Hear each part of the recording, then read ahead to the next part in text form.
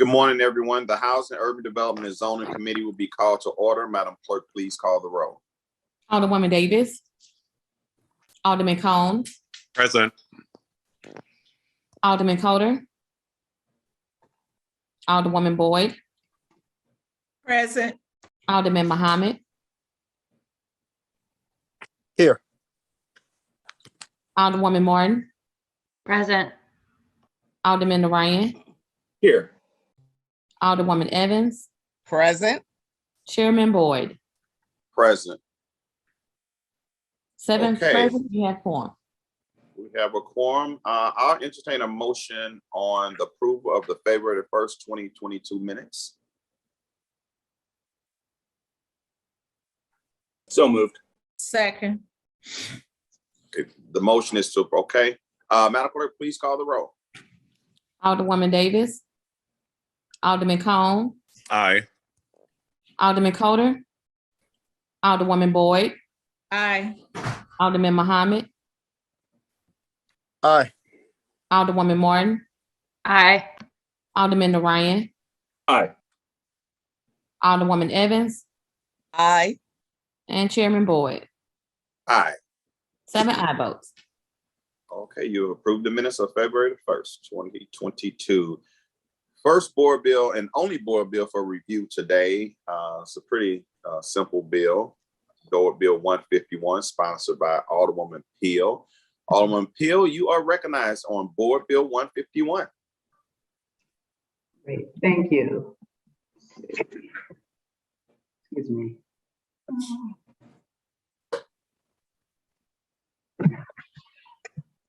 Great, thank you, Mr. Chairman and members of the HUD's committee.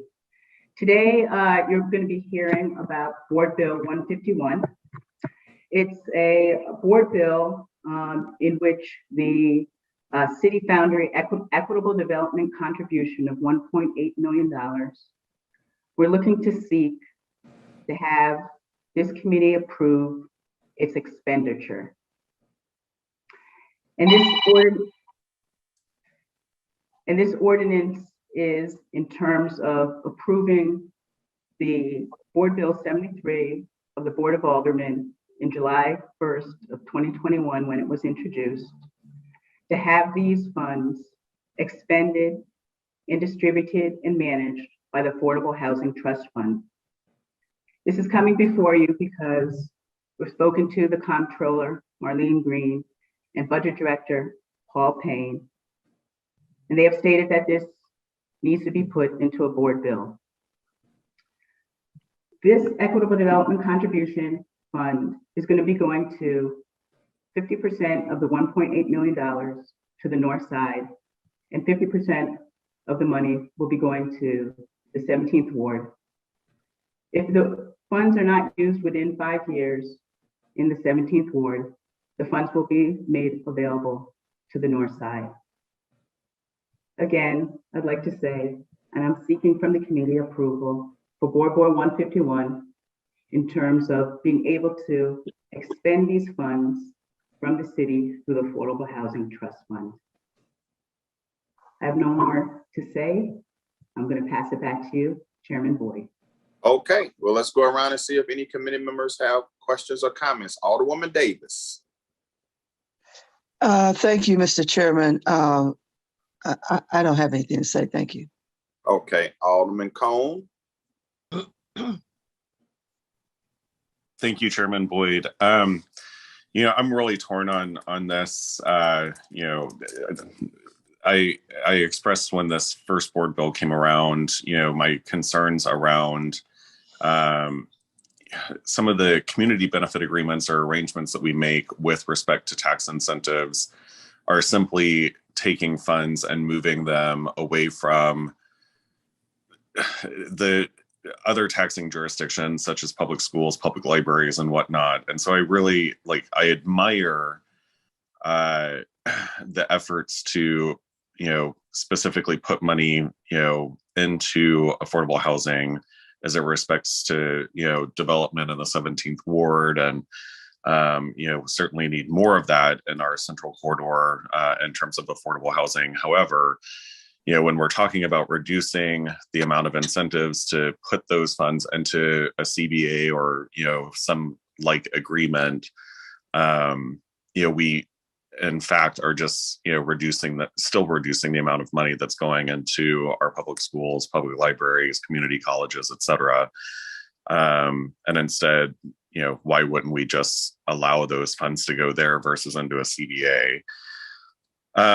So I'm still challenged by that. And also, with CBAs, whether they be in the, 17th ward or the 7th ward or the 6th ward, keeping those funds in those wards specifically is something that I really struggle with.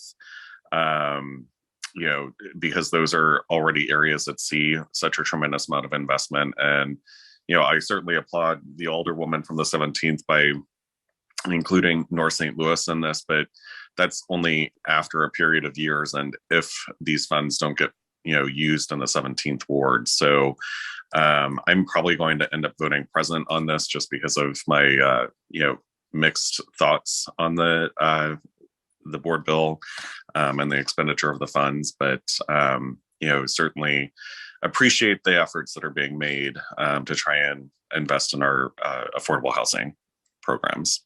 Thank you. Alderman Coulter. Thank you, Chairman. I'm going to abstain on this. My law firm was involved in the underlying TIF negotiations, and I abstained on those bills as well. Okay. Alderwoman Pam Boyd. No questions. Alderman Muhammad. No questions, Mr. Chairman. Okay. Alderwoman Martin. No questions. Thank you. Alderman Ryan. No questions. Thank you. Alderwoman Evans. No questions. Thank you. Okay. Alderman Pihl, just to be clear, of the 1.8 million, did you say half would go toward North St. Louis and the other half would go to the 17th ward? Then after 5 years, any unspent funds from the 17th ward would go to North St. Louis? Was that what you said? And it will be opened up to North St. Louis. Okay, Yeah. I just want to be clear. I'll entertain a motion on Board Bill 151.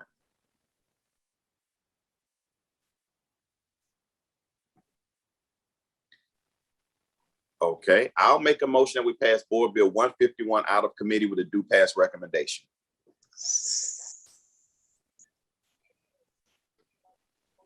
Second. Okay, it's been moved and second. Madam Clerk, please call the roll. Alderwoman Davis, I pass. Alderman Cone, Present. Alderman Coulter, Abstain. Alderwoman Boyd, Aye. Alderman Muhammad, Present. Alderwoman Martin, Aye. Alderman Ryan, Aye. Alderwoman Evans, Aye. Chairman Boyd, Aye. Alderwoman Davis. Present.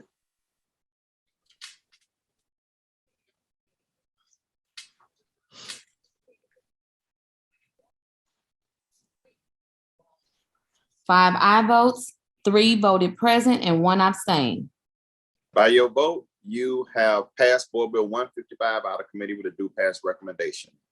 Thank you. Next before us, we're going to go to committee discussion. I invited the mayor's office about 3 weeks ago to this date to make a presentation. And generally we would have probably went to resolution first. But because of people needing to leave in the administration, we want to make sure we give everybody a chance to make their presentations. And so now I'm going to open it up to talk about the American Rescue Plan Act. Noel Pfeffer with the mayor's office. He's going to take the lead on the presentations. Morning, Yes. Chairman Boyd, but I'm really going to toss it off to our Chief of Staff, Jared, to kick us off, and then I'll come in towards the end of the presentation to go through a bunch of line items. Sounds good. Jared, you're in the lead. Good morning, Chairman and members of the committee and members of the board. I will go through my intro very quickly to not belabor the point, and also allow some of our department heads to provide their presentations, and understand that some of them have other commitments. So I will kick things off. Noel, do you want to bring up the presentation? Yes, absolutely. Give me just 1 sec. And by the way, I want to inform all the committee members that all the presentation materials are in the Google Drive for your review. So while we're pulling that up, I'll just kind of give an overview of who's going to present today. Yusuf Skagen, our DHS head, followed by Adam Lane in the Treasurer's Office is going to talk about direct relief.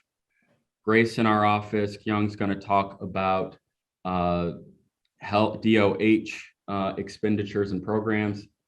Noel and Neil are going to talk about development expenditures, and then Noel will close us out. So we can go to the next slide, Noel.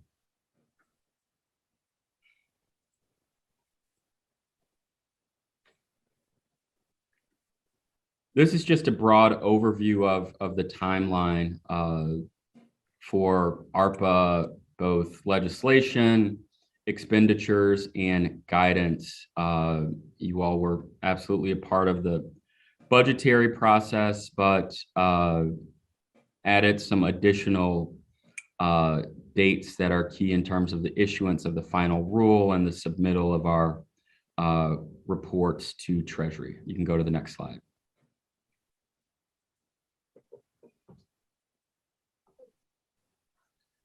All right, I will turn it. This is just an overview, just to refresh folks' memory on broad breakout of the direct relief package. About $5 million was expended on COVID, explicit COVID response. $40 million was expended on housing relief and social safety net. $11 million was spent on items that included re-envisioning public safety. $23 million was expended on economic relief and direct cash. $35 million was devoted to housing production, preservation, and planning and administrative costs come to about $4 million, and then there are about $10 million in other expenses. Just provide an update on the ARPA final rule that was issued last month. No changes to core eligibility and procurement framework. Eligible uses are limited to public health and negative economic impacts, premium pay, revenue replacement and government services, water, sewer, and broadband infrastructure. They reiterated that procurement has to comply, with 2 CFR 200. Which mandates competitive procurement and robust reporting requirements and the presumption that all the funds will be audited. They did make some changes with respect to income threshold eligibility and being more explicit about eligible uses with respect to foreclosure prevention and more guidance on revenue replacement.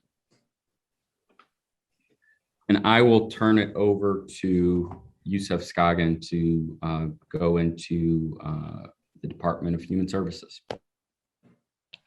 Thanks, Jared. Thanks, committee, for having me today.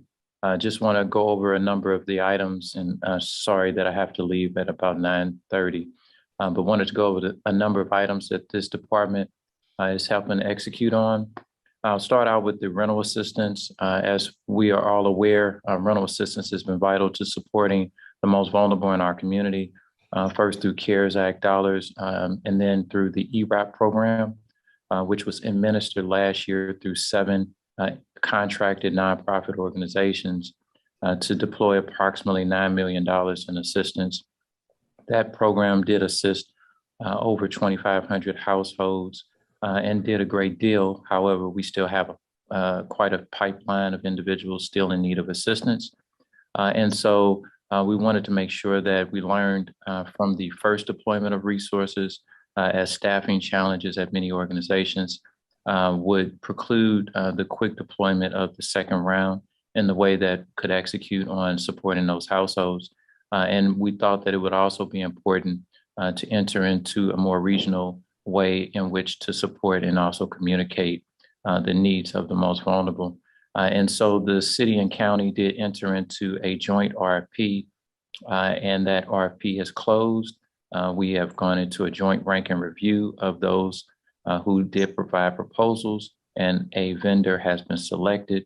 We're in the part of contract negotiation right now, and that should be finalized very shortly so that the program can deploy itself in the first part of March. That will allow us to deploy over $12 million in rental and utility assistance to households across the city of St. Louis and support their needs. We do have approximately 2,700 households who are still in the pipeline, and they will be prioritized. We are also in communication with the state in reference to the larger share of resources that have been provided under this program about the access of those resources. And so that should afford us additional funds for which to support households. It is currently the case that folks can apply for both the local administrative funds of emergency rental assistance as well as the state program, which is called SAFER, just not in duplication. And so our office works closely with the state to ensure that that duplication does not occur. The new program will allow for better public communication around the deployment of those resources, to whom, to where, and how much in real time. And that will be populated on a dashboard that all on this committee, as well as the general public, will be able to access. That will also allow us to make sure that we're pivoting as necessary and also able to give real-time information to applicants about the status of their application. What that has rendered in other communities is a quicker turnaround. I know that many are aware that the first round of rental assistance standardly took approximately 21 to 30 days to turn around the assistance. And in this case, the reduction should be closer to around 10 days. So we look forward to the deployment of that program. Next slide.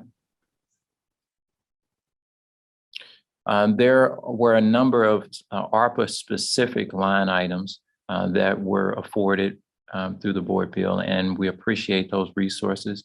They were vital to ensuring that we were able to maintain the number of activities that have been taking place over this period of time.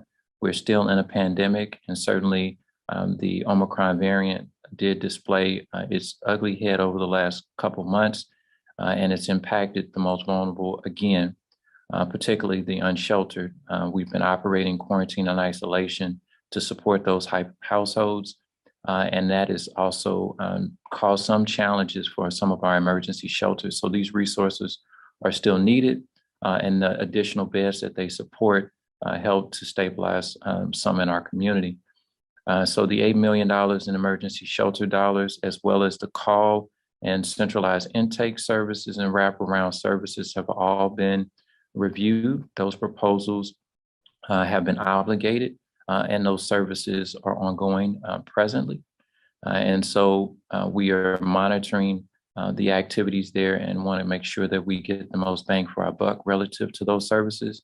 And we're also identifying any gaps that need to be filled as additional resources come online.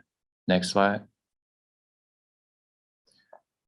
We did look at the second half or so of the proposals about 3 weeks ago, and PSA did review those applications.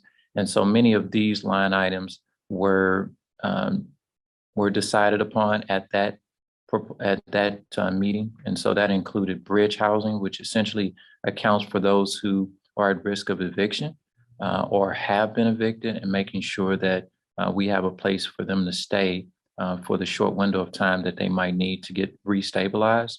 Rapid rehousing did have $3 million, which is extraordinarily important because not all housing situations can be salvaged. Additionally, those who are unhoused, we do need to expend a certain amount of resources to make sure that we can get folks rehoused.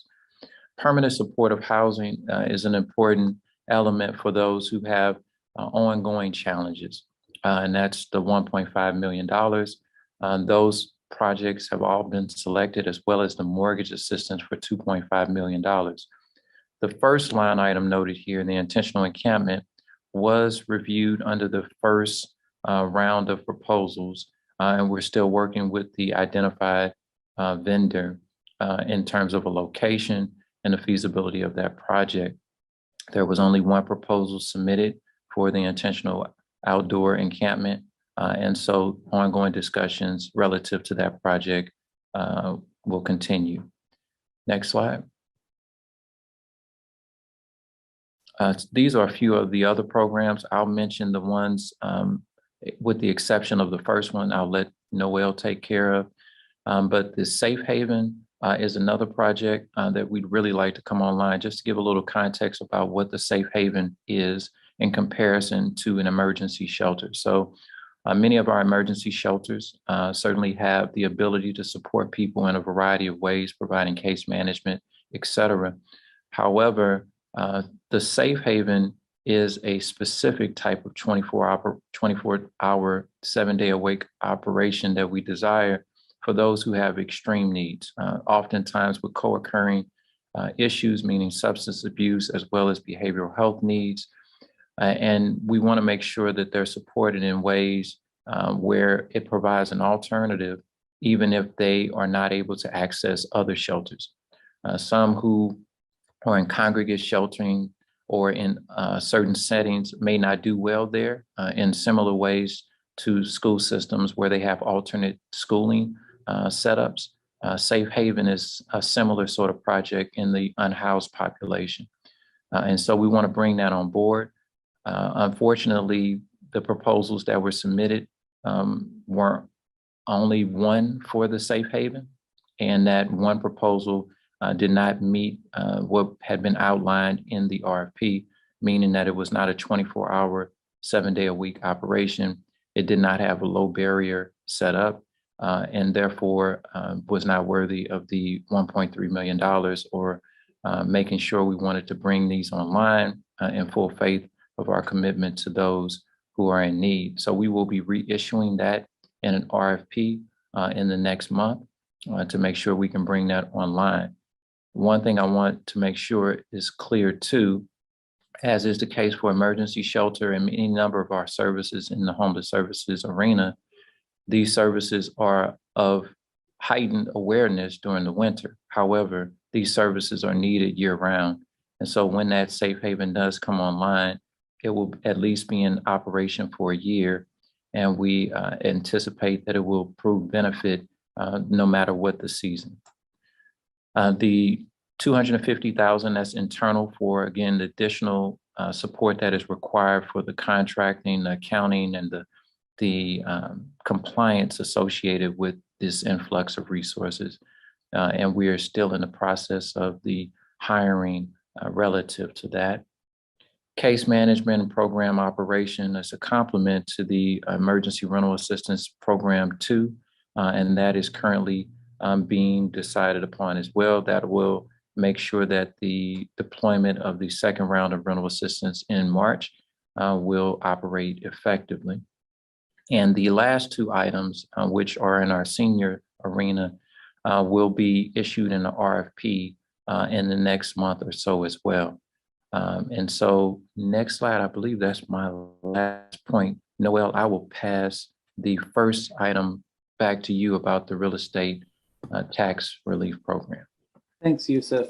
And I'll be brief. The Board of Aldermen appropriated these $500,000 for the purposes of property tax relief, and it's been a priority for our administration. But we had been stuck for some time because the interim final rule does have some language essentially limiting our ability to spend funds to offset tax cuts. And we had been advocating for a carve out to be made around foreclosure prevention.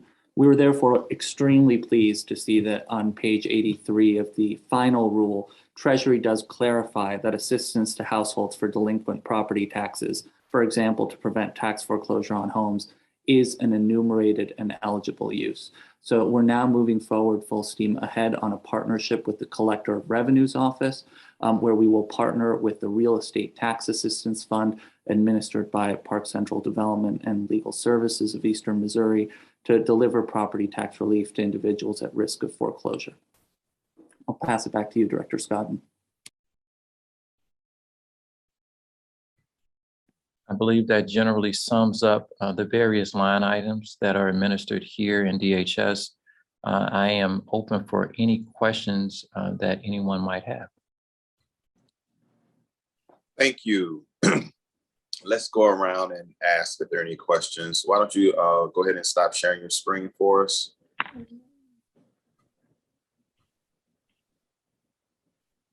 Alderwoman Davis, you're up first. Any questions or comments?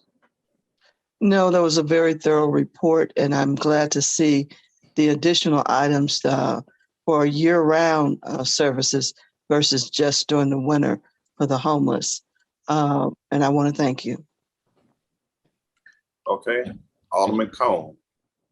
No questions at this time. Thank you. Okay, Jared, can you stop sharing your screen, or whoever's sharing the screen? Thank you. Alderman Kotar. Thanks, Chairman. Director Scoggin, you touched on this. I'm just looking for a little clarity between the relationship between our city county rental assistance program through ERAP. I think you mentioned first that we're kind of doing a joint RFP with the county. Is that right? That's correct. So just to give a little context, the Emergency Rental Assistance Program allows for communities that have over 200,000 people to administer those dollars directly. City of St. Louis County, as well as 6 other jurisdictions in the state of Missouri had the opportunity to do so.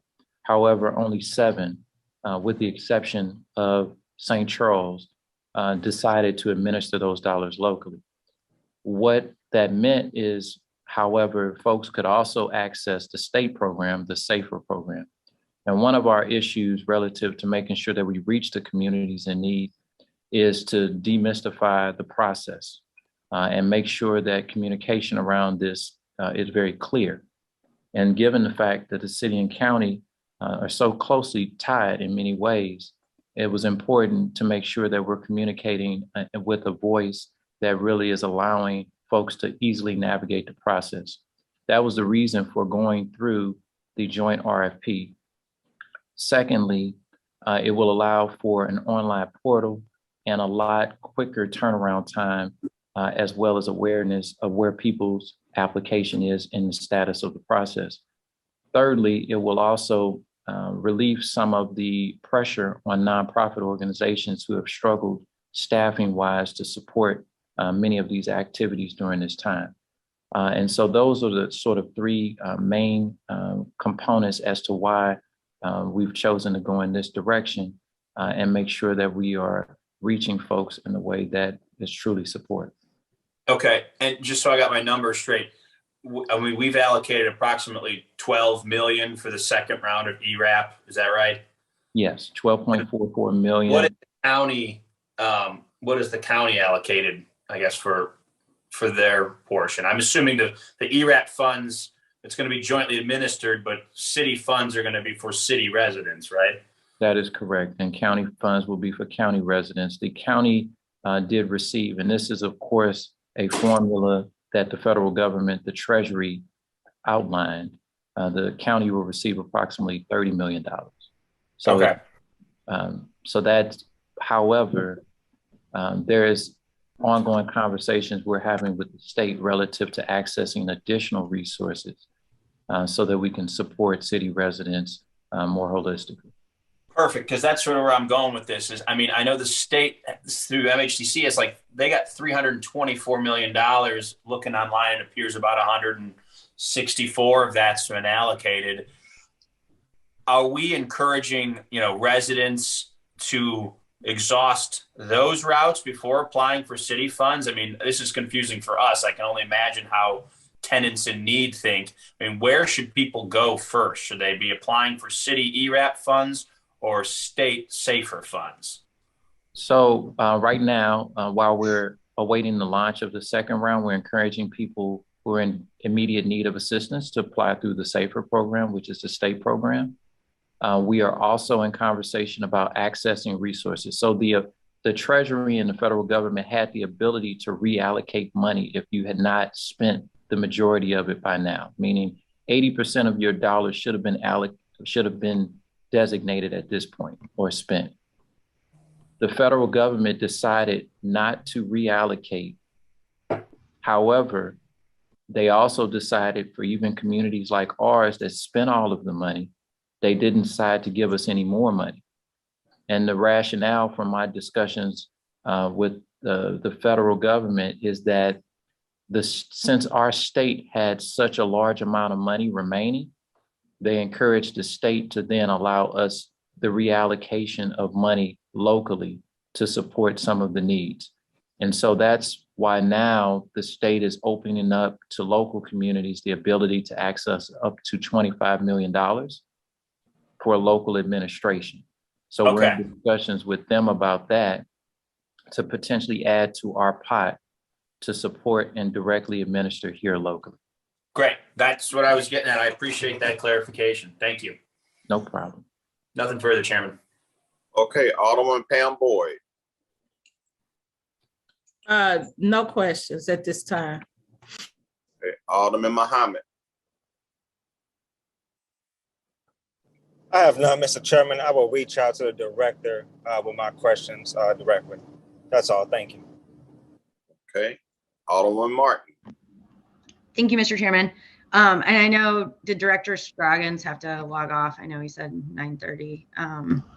Do you have to go? Should I direct I'm gonna stick around. Okay. I'll be as quick as possible. And I think that I'm grasping some of this, but I know some of it is a little confusing to me. I think what we're hearing as aldermen, the greatest need is the emergency shelter and the safe haven type shelter. We've made it this far in winter. And so I guess a couple questions. One, when I read in the paper that the St. Patrick Center just needs more funds to continue what they're able to do, how is that? Is that just so limited by the feds that we can't easily support the folks that are already doing it, if that makes sense, if they're already someone that we're contracting with through the city? So without speaking to a specific project, when we look at all of the proposals that were submitted for particularly emergency shelter, we funded every project that brought on new beds. And so as was discussed in the beginning, there is a procurement requirement associated with the deployment of these resources.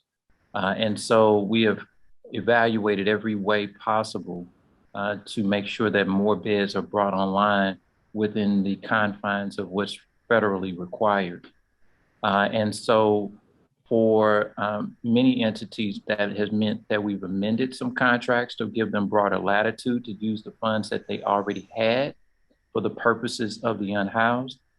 That in other instances has meant that we have brought on the use of city-owned recreational centers to support additional beds. That has often meant that we have provided all of our supplies, meaning cots, bus tickets, and a whole host of other items for those who are providing volunteer-run shelter operations. I think one of the things we did not want to do, particularly relative to your question about safe haven, was to award a fairly substantial amount of money for a proposal that did not meet the needs as outlined in the RFP and would not have brought on any new beds to support the issues that we're discussing. So we want to make sure that the dollars actually meet the need. and aren't squandered, to be quite frank. And that takes sometimes some very tough conversations, and possibly reissuing the RFP in this particular case to make sure that we're able to get the sort of proposal that would meet the need and meet, I think, the expectations of the passage of these funds for these particular line items. Okay, it just seems, time and time again, we've been through 2 administrations now on this, that we just don't have the partner agency infrastructure when it comes down to it. Am I correct in that? Yeah, I think there's certainly a need to grow the nonprofit and other space, bringing on new providers. Because again, when I look at the proposals for the ARPA RFP that went out for the housing related items were due the day after I started here in the city. And I was surprised by the lack of proposals for new beds. And I think that's a broader discussion, and that also requires coordination with parties to be more creative in how we deploy things going forward. Okay. And then can you just quickly break down the emergency, the $8 million in emergency shelter funding? Sure. So, and I'm sorry, you may have said this, but did we leave any of that on the table so far? Virtually none. No, we've obligated all of those funds, a significant amount of those funds. And just to again give context, the pandemic is the reason we have these funds, and the pandemic is the cause of many of our challenges.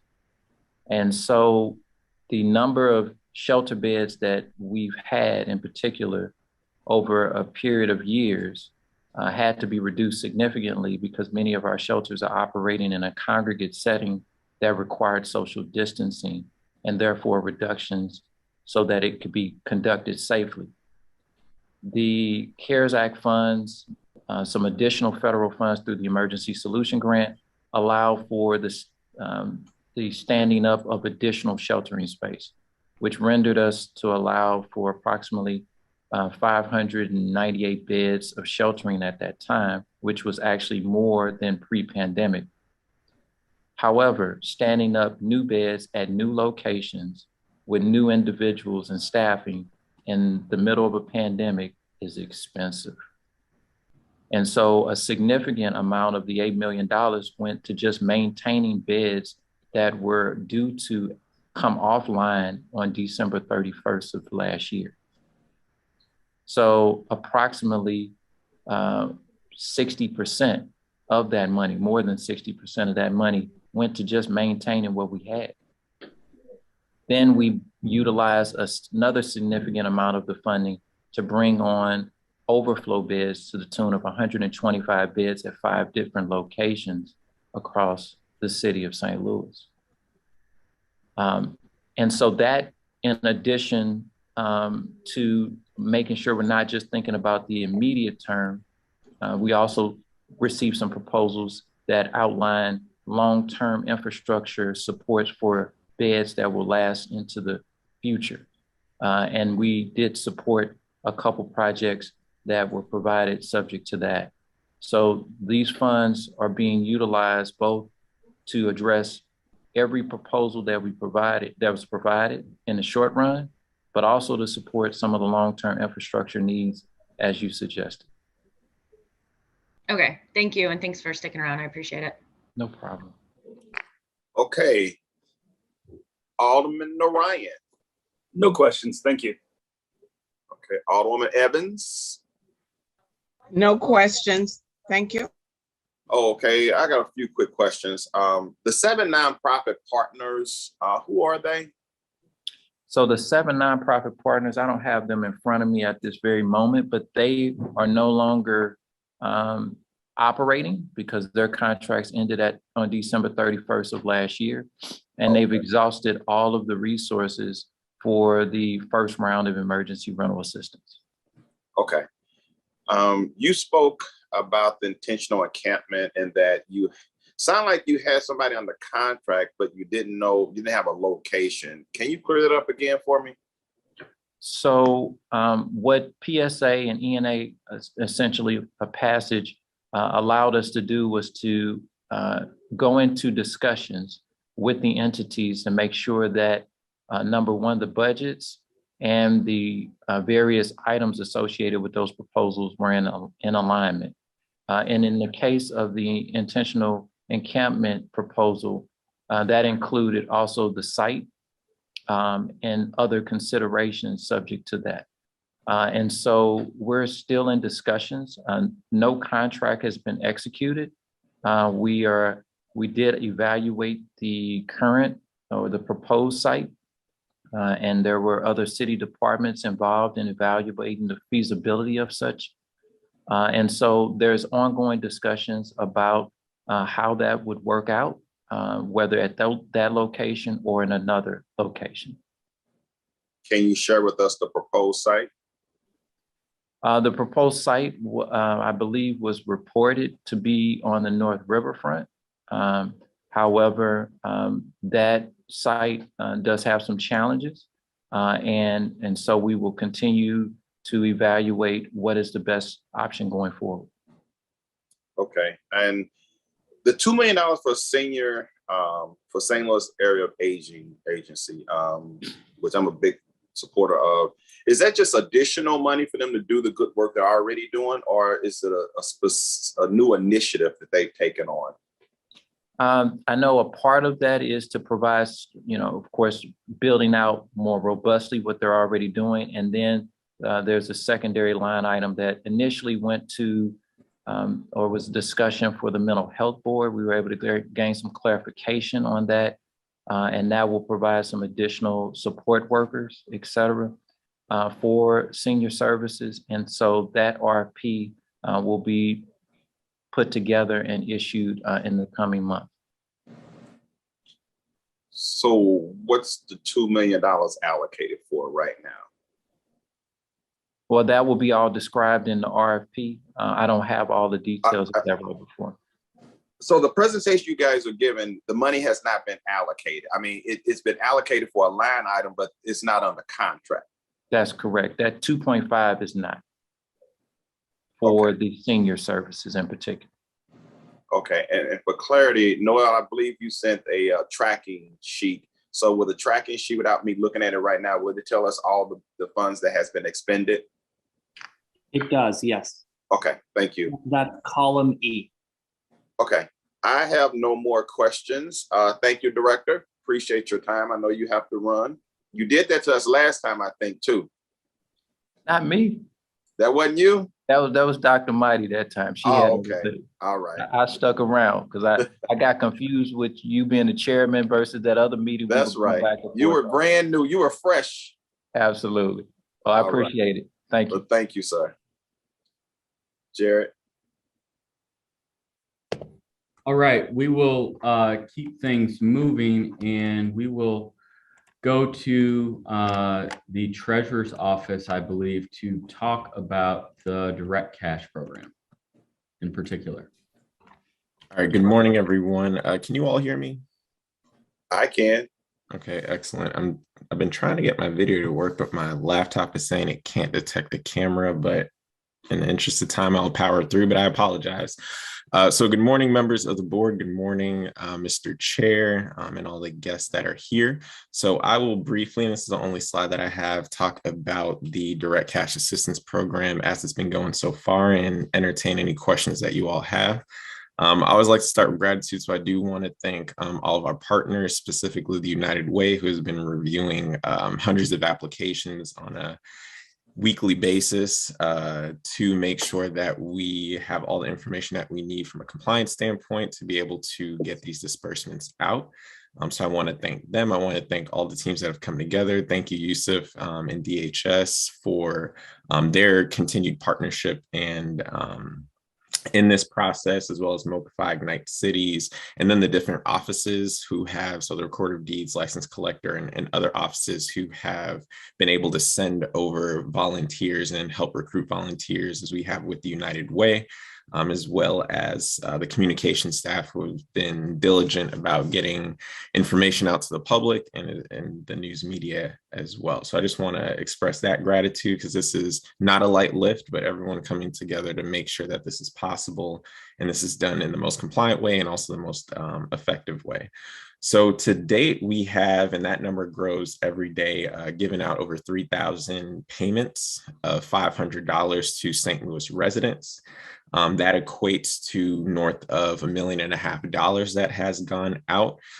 We are excited to say that we are very closely, probably in the next week and a half, we'll be nearing the 5,000 payment threshold, and we will be launching some media campaigns to make sure that we're getting the messaging out to let those folks know, the rest of the 4,300 folks, that their payments are on the way, but then also to get feedback. So we want to get feedback from folks who have gotten the payments already to give us some insight into the process, what some additional needs might be, and how this has helped, and any ways that we can improve. So we're excited about those 3,000 plus payments. We're excited to make sure we get to that 9,300 mark sooner rather than later. Some folks have asked, and maybe some of you will ask too, about the timeline. So of course, we opened up the application on December 18th. And again, we have over 3,000 payments given out to this date. One of the things that has been a holdup in the United Way, we have weekly calls and smaller meetings in between with the entire team to discuss what's working, what's not working, and again, ways that we can move things forward even quicker. One of the things that has been a big holdup is incomplete applications. So there are, and again, in order to be compliant and verify the information that we're asking for, which is really just residents, identification, and their proof of income, a lot of applications have come in incomplete, and we don't want to skip over those citizens because we know they are in need. So the United Way is doing a great job of that secondary outreach. So we are reaching out to those folks who have incomplete applications, calling them, emailing them, getting in contact with them any way that we can to make sure those applications do get complete, because we know this is a need and a real financial need for those folks. So that process does take a lot longer. But we are diligent in that process because we don't want anyone to be missed. We don't want to review an application, skip someone to the end of the line. Just 2 weeks ago, the United Way got a bunch more volunteers, so that should increase the number and their capacity to approve applications. And we're doing probably just a little less than 1,000 batches per week that are going out. And when I say a batch, I don't mean a batch that is, just applications reviewed, but a batch of approved applications to then go to our partner Mopify to get those disbursements out to folks. There is a digital option, so folks can get the $500 directly sent to them digitally to their phone. And we've had a bunch of St. Louis residents who have opted into that, and that takes pretty much a day or two. And in order to get the physical card, which other people opt into as well, that takes a little longer, but 5 to 7 days. So not that much longer for them to get that. What we are excited about, so we are collecting data on an ongoing basis on these cards, both on the spending as well as in broad bucket categories, which I'll speak to in a second. But we are getting data on, where these cards are going, and also the age groups that it's going to. We set up some age brackets just to see what the applications look like, what the disbursements look like, so that we can see what those, just get a disaggregated look at this program as a whole. So we're going to collect that on an ongoing basis all the way through the end of the program, beyond just the compliance metrics, just so this can give the board members in the city just some more insight into future decisions that we might make.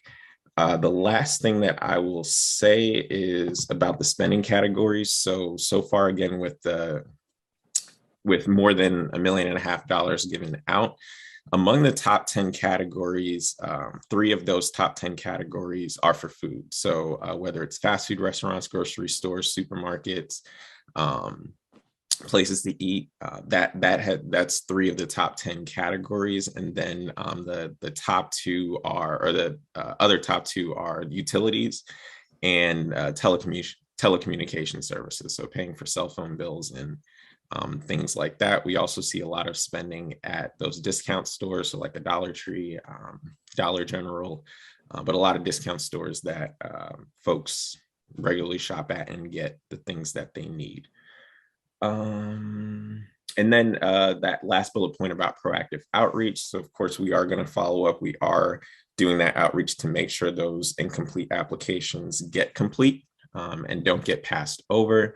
But additionally, with that outreach strategy, we want to ensure that we're getting feedback about this program as a whole to inform any future decisions that need to be made by this body or the city. So I will stop there and open it up for any questions. Okay, thank you. You mind not sharing the screen anymore? All righty, let's go. Alderwoman Davis. No questions, sir. Thank you very much for the report. Alderman Cone. I also don't have any questions. Thank you, Mr. Treasurer, for your report. Appreciate it. Alderman Kotar.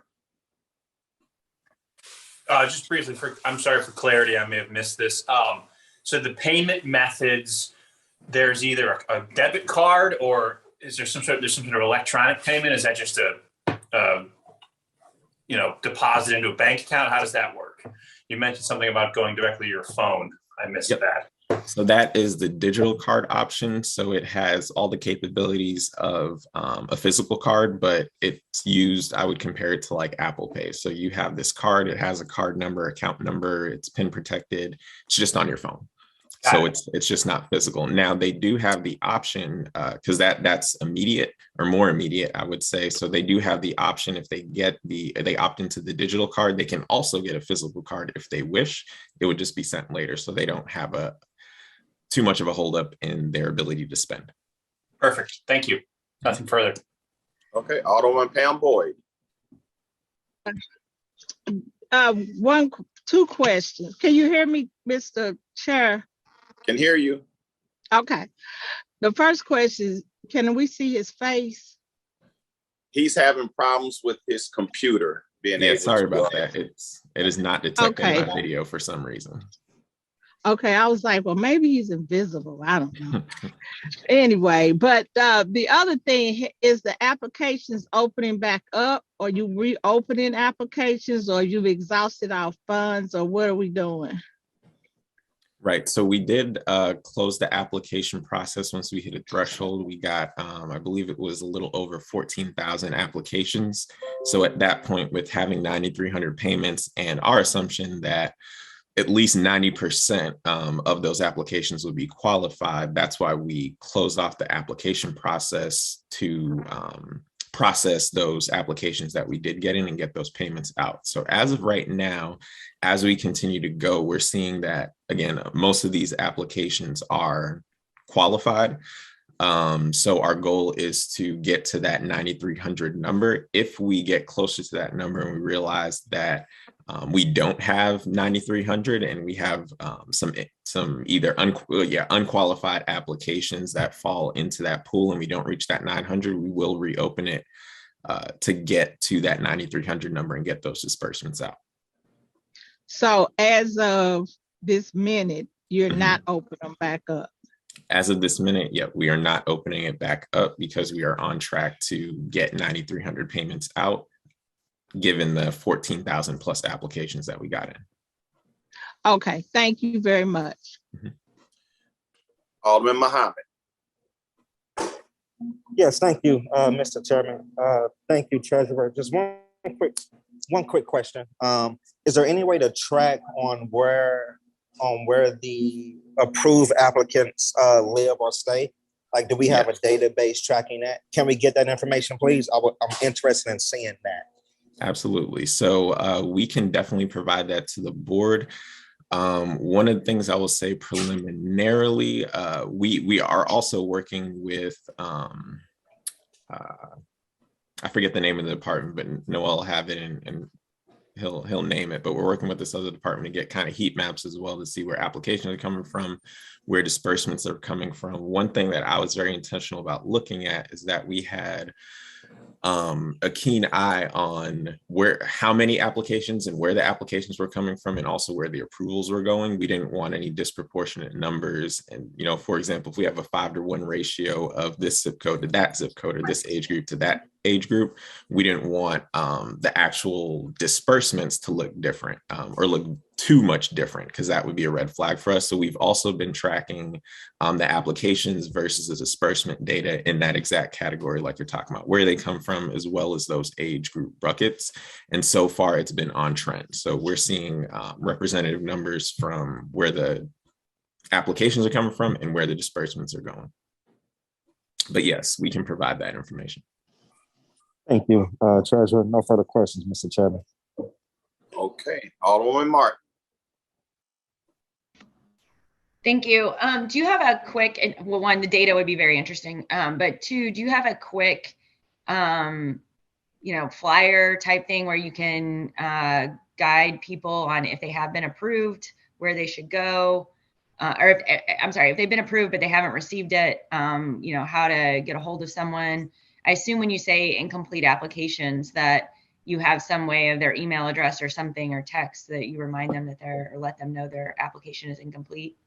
Yeah, so we're very aggressive with incomplete applications. So as our reviewers are reviewing it, applicants had to submit an email address and a phone number through the application process. So it's an immediate reach out, calling, texting, emailing to reach that applicant. Usually most of and the phone call is the first one. So we don't just kind of send a blanket email that says it was incomplete, but it's an immediate call to secure that incomplete or the missing date information. Okay. And then as far as getting approved, but not receiving the funds, is there an easy hotline or? Yeah, so we have the information on the listed on the website. So that's what we've been directing folks to make sure that it is streamlined. So we're asking folks to use that and we have an email and a phone number that they can contact.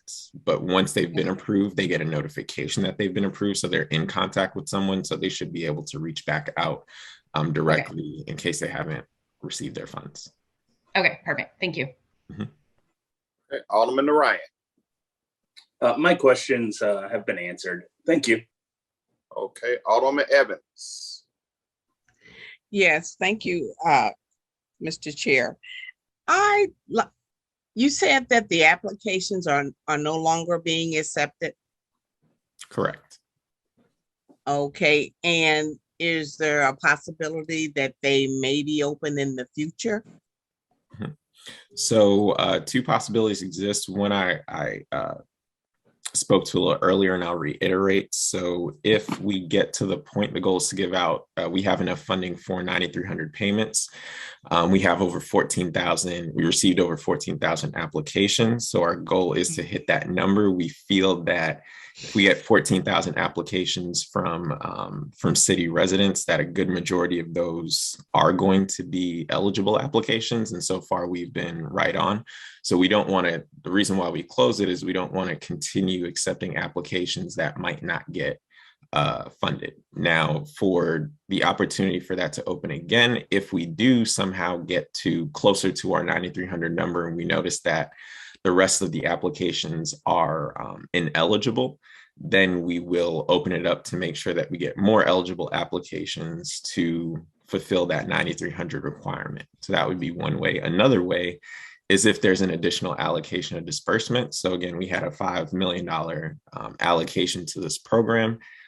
If it be so in the will of the board to allocate an additional amount of money to this program, we'd be able to open it up again to give out some more payments to St. Louis residents. Thank you. And is it my understanding that the data that you've collected on where this help has been administered throughout the city, Is that forthcoming? That is correct. So we'll have broad categories because we are not, putting out personal data on folks, but in terms of the spending data, we'll have broad categories on types of spending that has happened. So again, grocery stores, disbursements on spending on food, healthcare, and things like that. We won't have, specifically $5 million spent at Aldi or anything like that, but we'll have those broad categories, and that will be available to the board in this body. Thank you. Okay, great presentation, Mr. Treasurer. I learned a lot. I want to say I really appreciate the secondary outreach. That is an anomaly for government entities. A lot of times applications incomplete, they just go to the bottom of the pile and probably never be heard from again. So I really, really appreciate that. I actually had a constituent track me down to ask me if the payments are taxable. Mm-hmm. Oh, that's your question. No, they are not. They're not. Okay, cool. Mm-hmm. So I can let them know if he did not get that response. Yeah, so it's very similar to, I guess, the rental assistance, the stimulus payments. Yeah. Oh, yeah. So they are non-taxable. Okay. Sounds good. Really appreciate your presentation. I do want to make a suggestion that in the future, if you can't connect with your laptop, we'd like to have you on your phone where we can actually see you, and you can still use your laptop to share your screen and what have you as an option, because we are required to have people show their face. And completely understand it. Your presentation was really important. So I'm gonna ask everybody for forgiveness because I didn't demand that you show your face, but I wanted to hear the presentation. So I appreciate that, and I apologize. I was gonna restart the computer, but I didn't want to miss my time. So. All righty. Well, thanks a lot. Appreciate it. Back to Mr. Boyd. All right. Thank you again. I will turn it over to Grace Kyung in our office. Dr. Mahdi could not be with us today, but Grace will provide an overview of Department of Health expenditures in her absence. So, Grace. Okay, thanks, Jared. Hi, everyone. Sorry, I am not Dr. Mahdi. I will try to be as energetic as she is when she comes to present, but I'm also not as witty as her. So please laugh at any bad jokes that I attempt to make. So I am just going to run through the list from a summary that DOH provided to our office, and I'm happy to take any questions, and if I'm not able to answer it, I will follow up with you all. So the first one here is canvassing community outreach. DOH did issue an RFP, and they did get several responses. They are currently reviewing responses and moving towards contract review. So once the contract is finalized, we will definitely share who the vendor selected is. The community health workers. This is a continuation of the public health program representatives hired at the beginning of the pandemic. Funds are being used to fund performance contact tracers. And then community violence intervention. Oh, sorry, I almost skipped one. Behavioral health providers. So this is currently in progress. There's a contract until June 2022. This went through the contract process, and this resulted in a $1.3 million funding expansion for behavioral health providers. For community violence intervention programs, we're reviewing and expanding community violence intervention programs like Cure Violence. For Cure Violence, there are currently 3 different sites. We are in the process of evaluating Cure and expect an evaluation report from Washington University to assess the impacts of Cure Violence. We should receive it later this year. Cure Violence continues to spend funding from its initial $5 million appropriation. The encumbrance to date in total is about $2.2 million. So at the end of the fiscal year, it's estimated that that'll be about $2.7 million will remain in the account. We're also going to be releasing an RFP for community violence intervention programs this month, and we're looking to fund a diverse range of community violence intervention programs. For youth-led programming, this is in partnership with the St. Louis Mental Health Board. The intergovernmental agreement was finalized, and MHB will be moving forward for program implementation here shortly for youth programming. for mobile vaccination clinics. So this is just a reminder from last time. We do have a $500,000 contract with Vande Healthcare to partner on community-based vaccine clinics at their FQHC locations and to offer more flexible mobile sites. The DOH has also submitted different specs and information to obtain their own mobile vaccination clinic through the supply department to order one van, and the supply department should be issuing an RFP or an RFQ for that here shortly. And then for vaccine education, marketing, and communications, I'm excited to share that DOH has done a tremendous job in COVID testing site expansion, as well as increasing vaccination clinics. And with the different partnerships that we have with Nomi Health, we've increased opening testing sites, of course, in North City, and opened an additional site in South City recently. And some of the numbers that DOH just shared as of yesterday is that the 7-day average of cases has fallen from a peak of 517 per day to 76. So we're down 85% of COVID cases.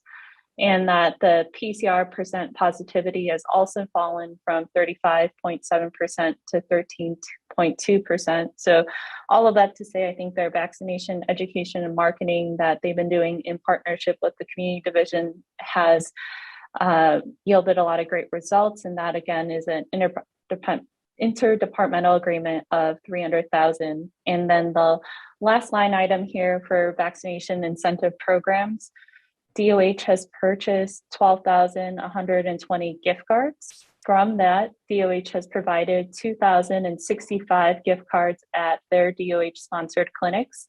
And then with the 4 FQHCs that we're partnering with, we have distributed 3,303 gift cards as well to vaccinate newly vaccinated individuals. And we've gotten great responses from the community. The executive director of CARE STL, Angela Cabone, mentioned that the cards have helped bring people in to get vaccinated. SLPS has emphasized that the gift cards have helped kids get interested in vaccination and then taking that excitement back to the parents and guardians. And we're also looking to expand the gift card program. The city has done really well in increasing our vaccination numbers. As of yesterday, we have 69.2% of the population has initiated getting vaccinated.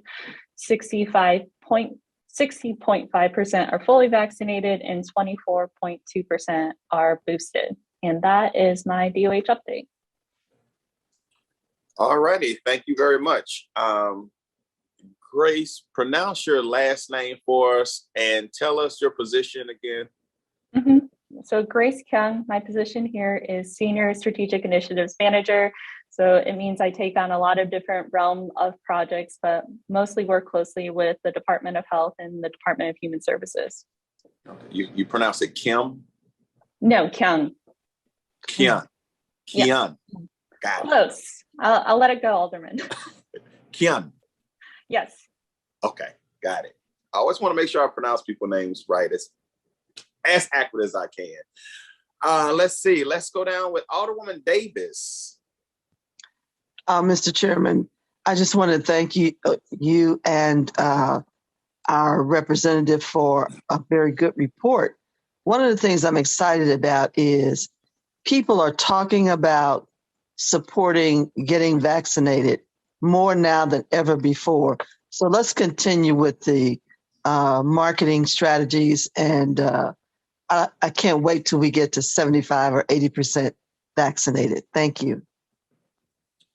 Alderman Cone. No questions. Thank you. Alderman Coulter. No questions. Alderwoman Pam Boyd. Can you hear me, Mr. Chair? We can. Okay. I don't have a questions for the health department, and I think they're doing good on what they're doing. I guess my question would be for Jared as a whole. How are we doing RFPs? How are we getting the information out? Okay, thank you, Alderwoman Boyd, for that question. Is there a specific line item that you would like more information on with respect to some of the RFPs? Yeah, because I was looking at the treasurer and the human services, and so I'm just trying to figure out how are we getting that information out, community wide to smaller cities in our communities. Sure. I think with any city RFP, they're posted on our website, and we try and let some of the service providers know that they're there, or that they have been released after a PSA committee has authorized it. So I think the department heads are really good about understanding kind of the landscape of the providers. But as Director Scoggin alluded to in his testimony, I think we can do a better job of building a broader landscape of providers that can respond. And we have worked with with an agency called Simple Strategy to formulate a way where we can do more technical assistance for smaller nonprofits to get them kind of in the pipeline for city funding, because we realize, like I said, we can't do all of this work by ourselves. Okay, thank you. Hey, Alderman Muhammad.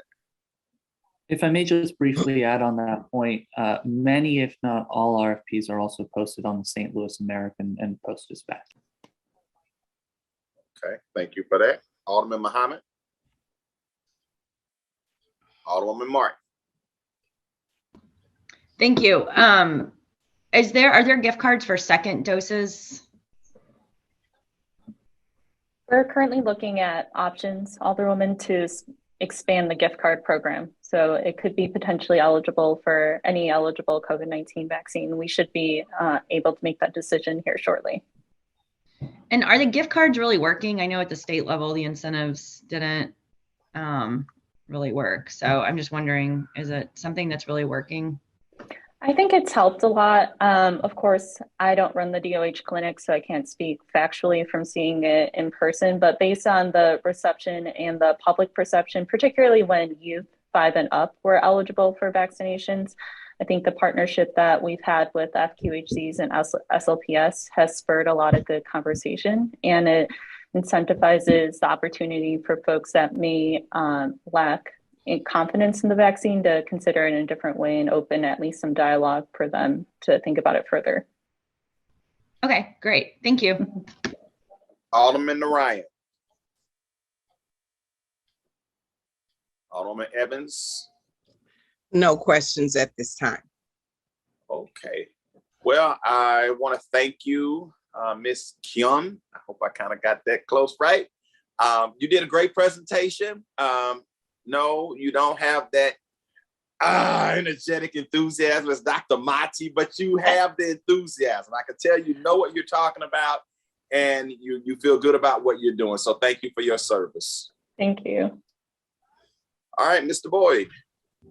All right, the next topic that we are going to discuss are the city development agencies. But before doing so, would be remiss if I didn't thank many of the aldermen and people on this call, and those who are not, who have helped our Department of Health identify testing locations and reach different segments of people on the fly. So Dr. Mati would certainly want me to thank all those who have been helpful in that respect. So going forward, turning it over to Noel Pfeffer and Neil Richardson to talk about city development agencies.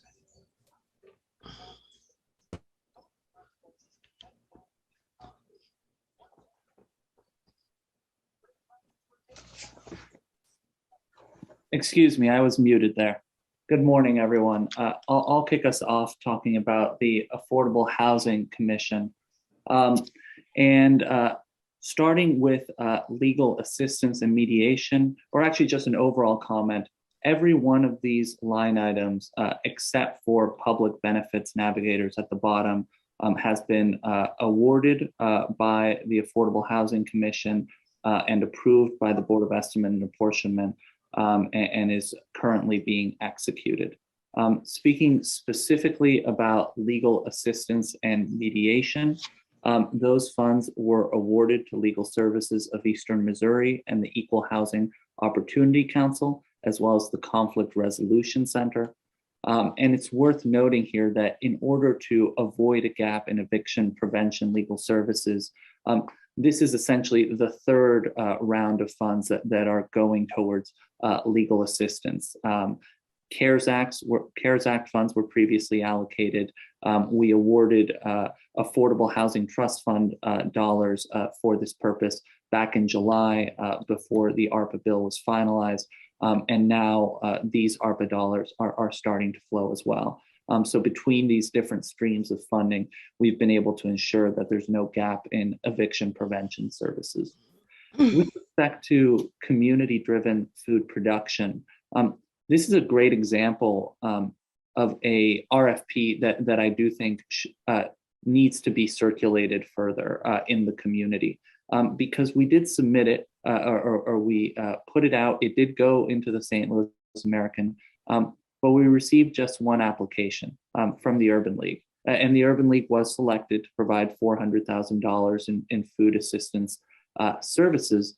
But we're really, and we will be reissuing this RFP later this year for the remaining 600,000, and really looking to find local neighborhood groups that can make an investment in food production, whether that's community gardens or local greenhouses or things of that nature. And it's a great example of the importance of getting these RFPs out there into the community.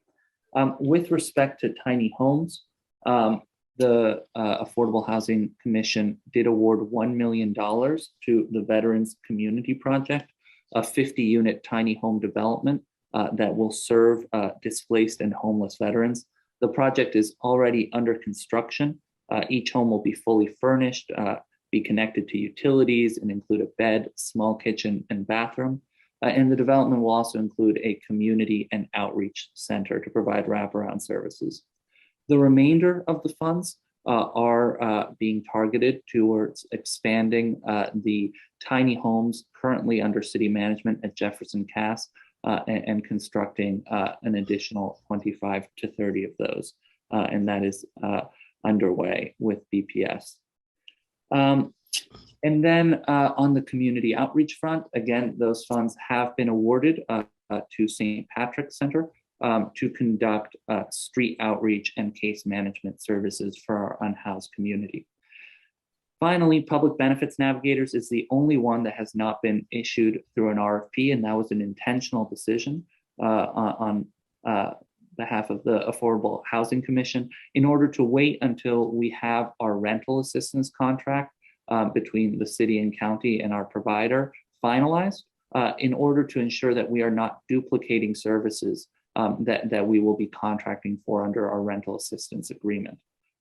Because the public benefits navigators are really designed to fill the gaps and help those with the highest need, but who have the most challenges accessing resources, navigate housing assistance.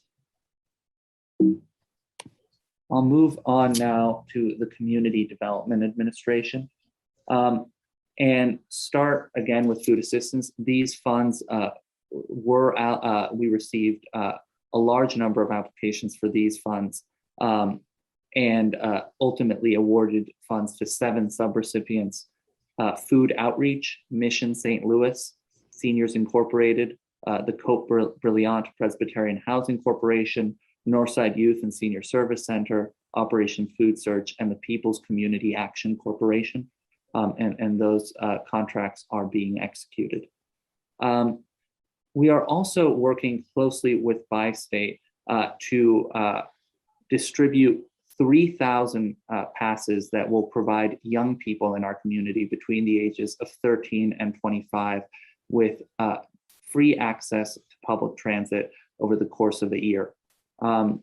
Those passes have actually begun to be printed, and we are finalizing our agreement, not just with Bi-State, which might, if I'm not mistaken, be complete or nearly so, but also finalizing agreements with the recipients, specifically with the St. Louis Public Schools, Slate, and DHS, to ensure that we comply with all the requisite record keeping requirements.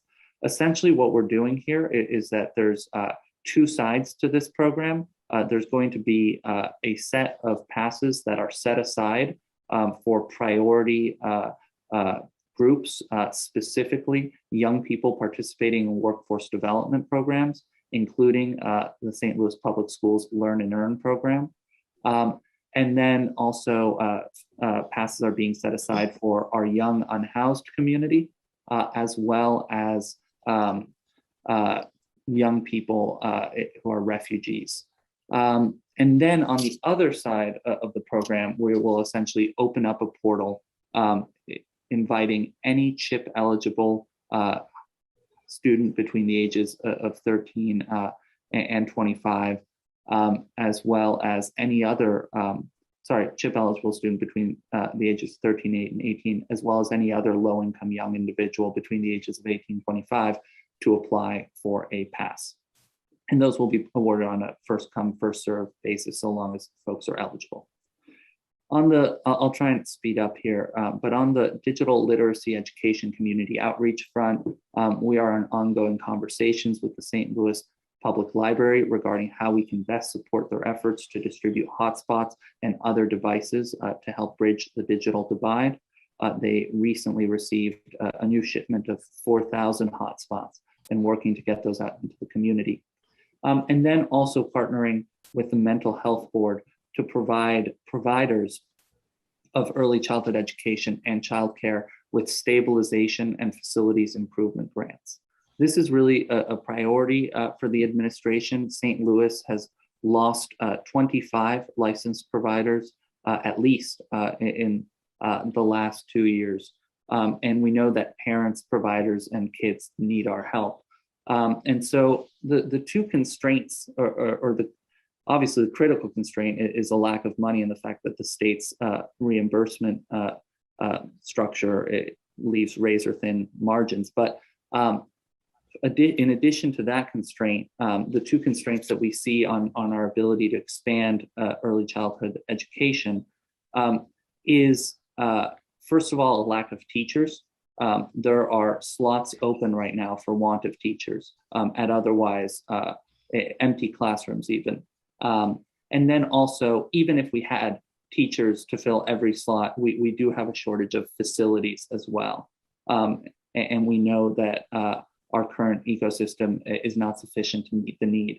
And so that's why we're really prioritizing support for providers in terms of stabilization grants that will cover payroll costs and even allow them to fund sign-on stipends to attract more teachers, as well as facility improvement grants that can help facilities expand, that can help facilities make renovations that can allow them to meet state licensure standards and thereby receive a larger state subsidy, and make other important improvements to, for example, shift the space from serving 3 to 5 year olds to into children under the ages of 3. And then finally, on the healthy home repair front, the city has issued an RFP for up to $5 million to help address our wait list. And we did select Mission St. Louis to manage that. Mission St. Louis currently manages our home repair program, and CDA assessed that although we may bring in other folks to help disperse the remaining $10 million, that in order to move quickly, we needed a provider that was familiar with the home repair program and its various compliance and eligibility standards. So we are working with Mission St. Louis, and a few critical changes that will allow us to deploy these funds at velocity include the fact that these funds are not subject to environmental or historic review, which can slow this process down for months. And also the fact that we will be using these funds to enter into master contracts with contractors who provide plumbing services, carpentry services, HVAC, electrical, et cetera. And these master contracts will mean that currently each home is individually bid, which also slows the process down enormously. And instead of individually bidding these homes, we'll have a stable of contractors that we can assign work to as it comes in. And the next step in dispersing these funds is really to select those contractors. And then finally, the constraint here as well, which I'll mention, is in fact contractors. We've got a lot of money now, but contractor capacity is limited. And so we are working to identify additional areas of the market where we can bring in contractors. And one area that is ripe, and then I'll flag, is that SLDC has administered a home repair program for a long time, focused on energy efficient repairs, the PACE program. As a result of new federal legislation governing the PACE program, that's really, the pipeline there is really winding down. There are very few projects that can comply with the new federal standards. But there are still a lot of contractors in this energy efficient repair space. And so we are CDAs in active conversations with SLDC regarding using some of these funds for energy efficient home repair programs with this other stable of contractors. That is CDA. And then finally, or no, there's Slate after this as well. But with respect to the Planning and Urban Design Agency, these funds are really being deployed in two key ways. One is to hire city planners at the planning department. And then the other is through an RFP that recently closed and will be meeting to interview applicants in the coming weeks to, again, develop a bench of contractors who can provide community engagement services. And in conjunction, the city planners with the resources of community engagement consultants will start work on neighborhood plans, prioritizing the neighborhood clusters identified and approved by the Planning Commission. These are College Hill and Fairground Park, Walnut Park East, Walnut Park West, and Mark Twain, Wells Goodfellow, Hamilton Heights, and Kingsway West, the Ville, Greaterville, Kingsway East, and Baden and North Point. And these priority neighborhoods were selected through a mapping and exercise, and it's actually all on the city website. It's a great story map that essentially shows the different needs and momentum in different neighborhoods and prioritizes accordingly. And this is really a foundation of the city's commitment to community-driven development. The vision is that neighborhoods will be able to come together through this process to review their needs, identify priorities, identify even specific parcels, vacant parcels or otherwise for development, and identify what their vision is for their neighborhood and what they want to see there. And then the development agencies and SLDC in particular can help translate that vision into reality. And then finally, we have Slate, the St. Louis Agency on Training and Employment. And here we actually have a pilot program with SLPS that's just getting started now. This is the SLPS Learn and Earn program, which is providing a cohort of 500 SLPS seniors with internship and work opportunities through a partnership with St. Louis Youth Jobs. The city has committed a little under $800,000 to this, $760,000 to this effort, and SLPS has committed $1.6 million, and this pilot is underway now.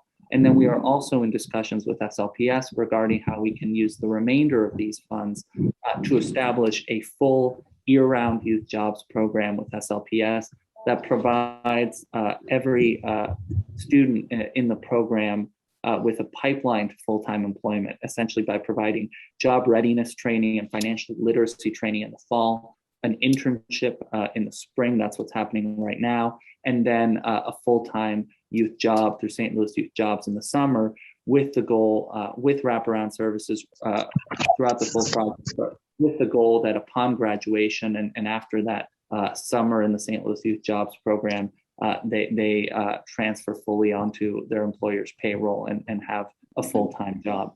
The case management and wraparound services and summer youth jobs line items are really anticipated to support that program, which will run from September 2022 to July 2023.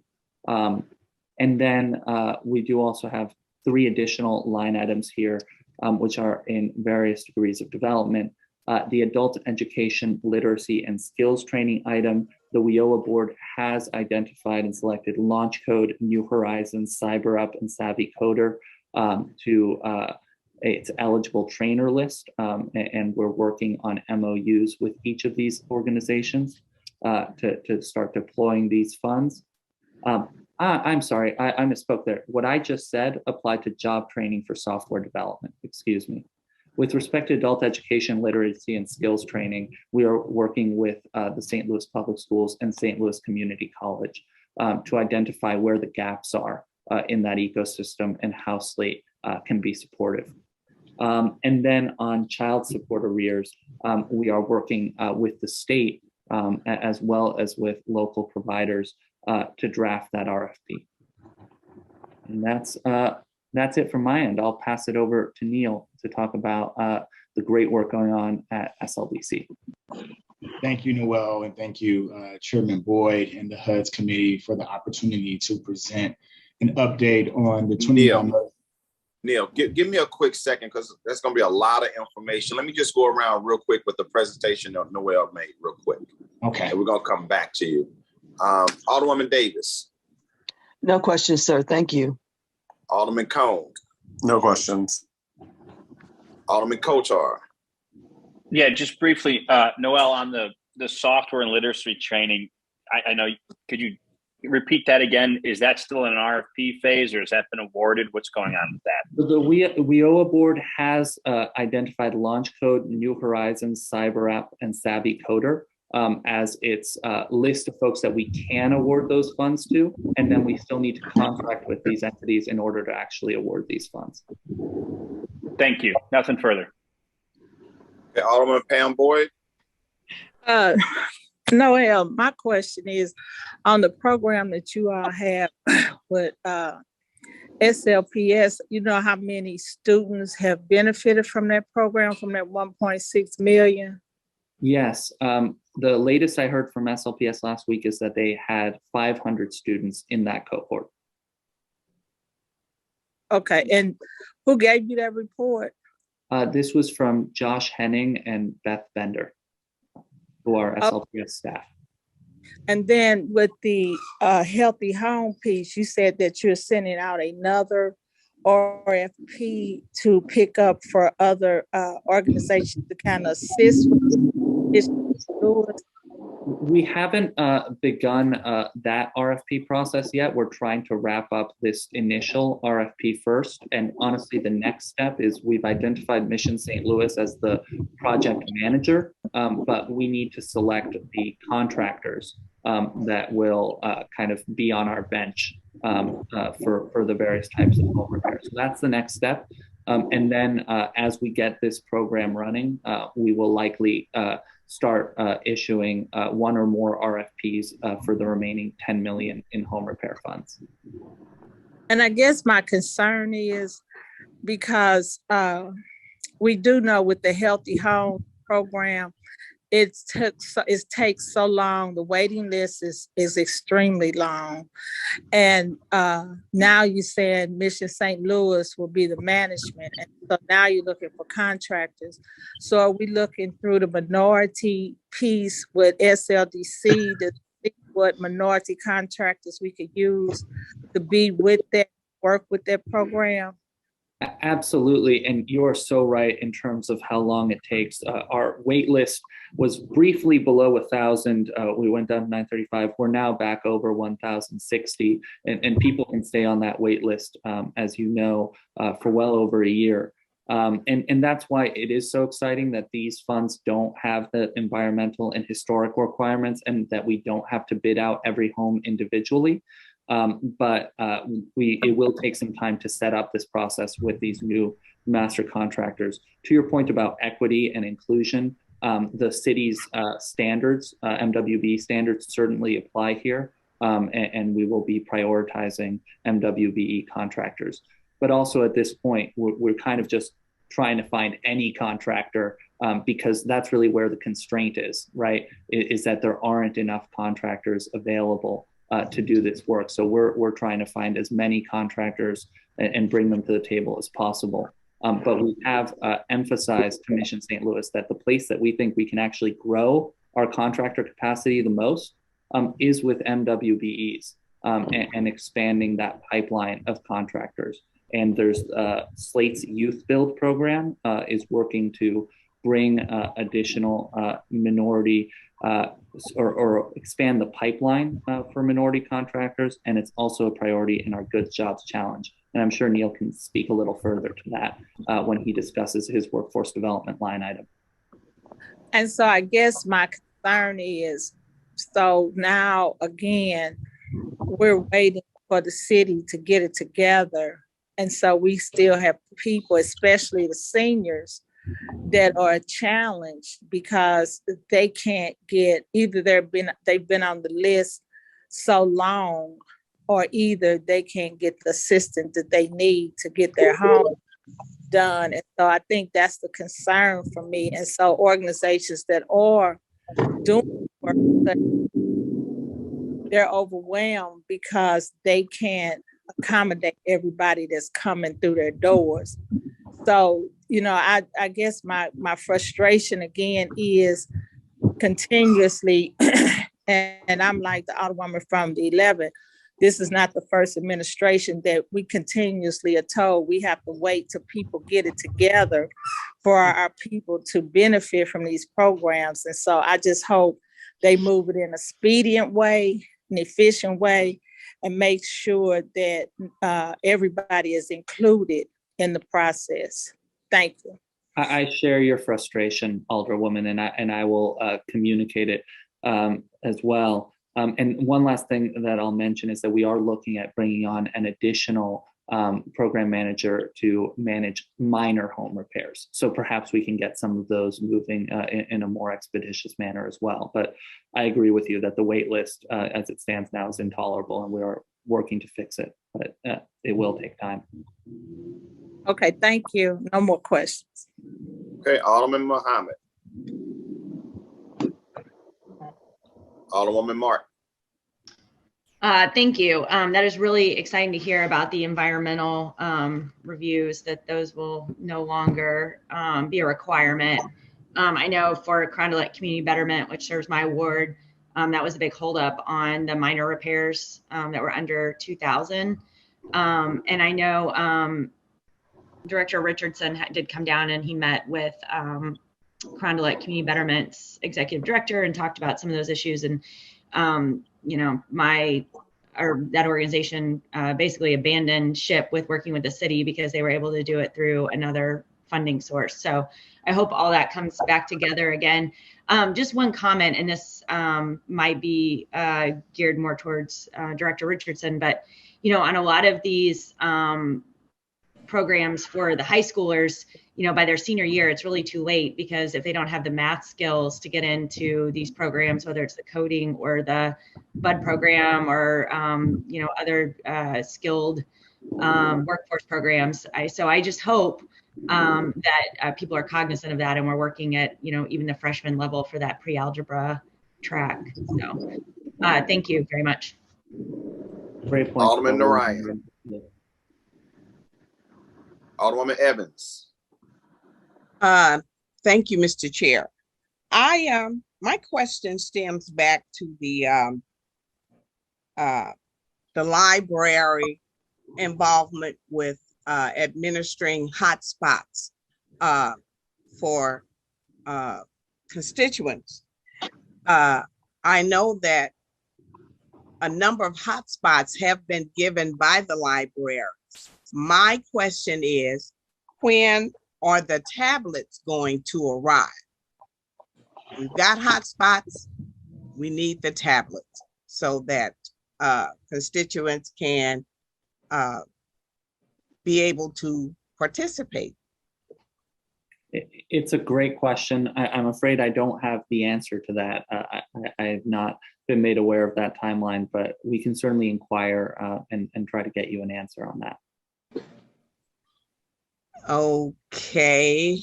Do you know if the tablets have been purchased? I really don't know that. That would be a question for the library, but we can follow up with them and with you. Okay. I'm sorry, I don't have the answer. That's all right. Anything further, Alderwoman? No, that's it. Okay, Alderwoman Pihl.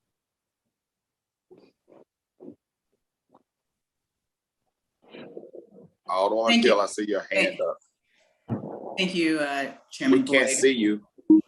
Can we see your video? Yes. There she is. Yeah. Thank you, Chairman Boyd. I had a question for Mr. Pfeffer. My question I typed in actually in the chat. And so I just was curious about these maps that you were talking about. And I was just wondering, where did they come from or who was assembling them? What parties were creating these maps that you were talking about in terms of neighborhood maps? I mean, I think they're great. I just was wondering who are the parties involved? Yeah, this was all Planning Commission staff. And if it's helpful, I can drop a link to the maps in the chat. But yes, this was Planning Commission staff, but in consultation with community. They hosted a wide range of pop-up engagement events across the city. And actually they produced a draft neighborhood cluster map that was then left open to public engagement for an extended period of time, and then revised it in light of those that feedback. But I will drop a link to that story map as well as the Planning Commission resolution in the chat. Great, thank you. Okay. Noel, can you tell us what is the exact role of Mission St. Louis in the home repair process, that's a passion of mine to help deal and fix this problem? Absolutely. The home repair program, I think of it as a three-legged stool. And the three legs of the stool are CDA, the building division, and Mission St. Louis in this case.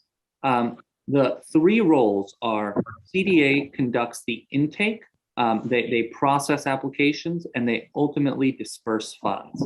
So they're financially responsible for the program. The building division goes out to every home associated with the program and inspects it and develops essentially a rough estimate of what is needed here, what are the rough costs associated with it, and essentially helps CDA get more information about each of these homes. But then the role of Mission St. Louis is to connect each home, partnering with CDA for the selection, bid each home out to a contractor, and then critically, the real meat of what Mission St. Louis does is that they manage the contractor, right? So they work with the building division to say, here's what needs to be done, and then the contractor generates cost estimates, and then Mission St. Louis essentially liaises between the contractor and the building division and CDA. Is that helpful? All right, Dan. It is. I have, can somebody mute Ray Cummings, please? Let's see. So did an RFP go out for the services that Mission St. Louis provides?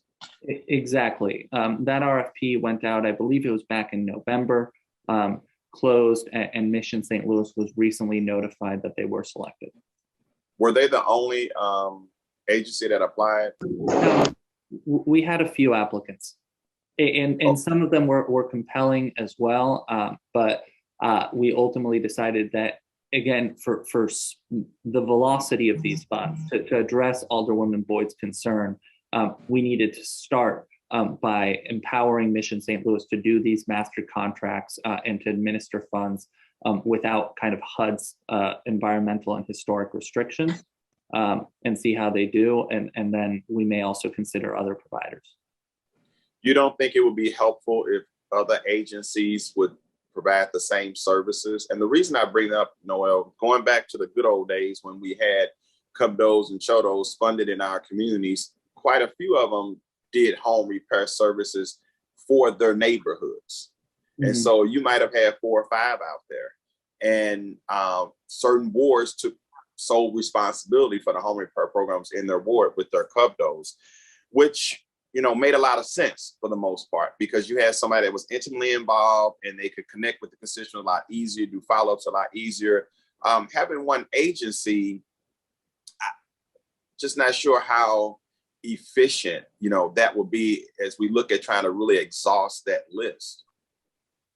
Yeah, I think that's a great point. And I think we're in agreement that we actually ultimately want to add more folks onto our team. There is also a limit in terms of CDA capacity to administer multiple of these relationships, especially now. We're working on getting additional housing analysts on board, but that's a slow process. But I think in terms of where we're going, there were other compelling applications, and we don't consider those conversations over. We're just awarding this initial up to $5 million, getting to work with Mission St. Louis in an expedited manner, and there are additional funds available to continue working to strengthen this program. Sure, and I would say that Mission St. Louis does excellent work. I refer a lot of people to them. So it's not an indictment on them or anything like that. It's just, I'm always trying to look for a way to do our jobs a lot better. And if we need to hire more people at CDA, CDA is not like trying to get a civil service job with the city. CDA can hire people a lot faster than going through our personnel office. So I'm afraid to report that CDA does have to go through the regular personnel process. CDA is a full city department, not like SLDC. Oh, wow. Real? I thought they were under SLDC. Okay. Well, now I know better. And what a shame, because it does take too long to hire people. What about if SLDC hired the people and we borrowed them and CDA borrowed them? How about that? I think it's an interesting idea and one we're happy to explore. In fact, we're kind of thinking and talking about something similar with respect to these energy efficient grant programs. So I think it's possible, but we can continue that more detailed administrative conversation offline. Okay, thank you. All right, now Director Neil Richardson is up. He's been waiting patiently. I've been trying my best, Chairman Boyd, and I appreciate you attempting to expand my my authority that I have, but not quite there yet. But again, I appreciate the opportunity to provide this update from SLDC on the $29 million that were allocated to us through Board Bill number 2 to provide direct economic relief to the businesses, residents, and neighborhoods that were disproportionately impacted by COVID-19. We have placed a special emphasis on businesses and residents that are located in what HUD defined as qualified census tracts or highly distressed areas, in which census tracts that have a population with the average median income below 60% of that of the city, as well as a poverty rate of 25% or more. And so today I will be giving a quick update on the $29 million that we were allocated through ARPA. The first actual line item I'm going to start with today is the Technical Assistance Hub, the $1.5 million. SLDC has placed a specific focus on ensuring not just that businesses that are small and women minority owned have the opportunity to recover from COVID, but also that they are resilient and are able to scale long term. So as we are continuing to provide not just access to capital, also ensuring that we are providing economic empowerment for many of these businesses to, again, recover and thrive long term. SLDC is leveraging the $1.5 million in partnership with the St. Louis Public Schools to enter into a cost share agreement that will permit SLDC to utilize an underutilized school building to provide small and women minority-owned business enterprises with technical assistance support, mentorship, certification, and access to affordable capital. The funds will be dispersed to support SLPS, the general operations of the building that we will be occupying for this purpose, and to fund the economic empowerment programming to provide those WMBEs with services, including accounting and financial support, tax filing assistance, legal referrals, HR advice, IT support, web design resources, and help accessing city, state, and federal resources, including participation in many of the city-funded projects and incentivized projects as well. So this is a great initiative in which is supporting small and women minority-owned business enterprises, as well as creating a more strategic partnership with SLPS to ensure that we are utilizing the school buildings to their most highest and best use. The next item that I would like to enter into and have a discussion on is workforce development. As discussed today, there is a high emphasis and need on ensuring that our unemployed, our underemployed, and specifically our youth have an opportunity to benefit from the economic opportunity that's happening within the city of St. Louis.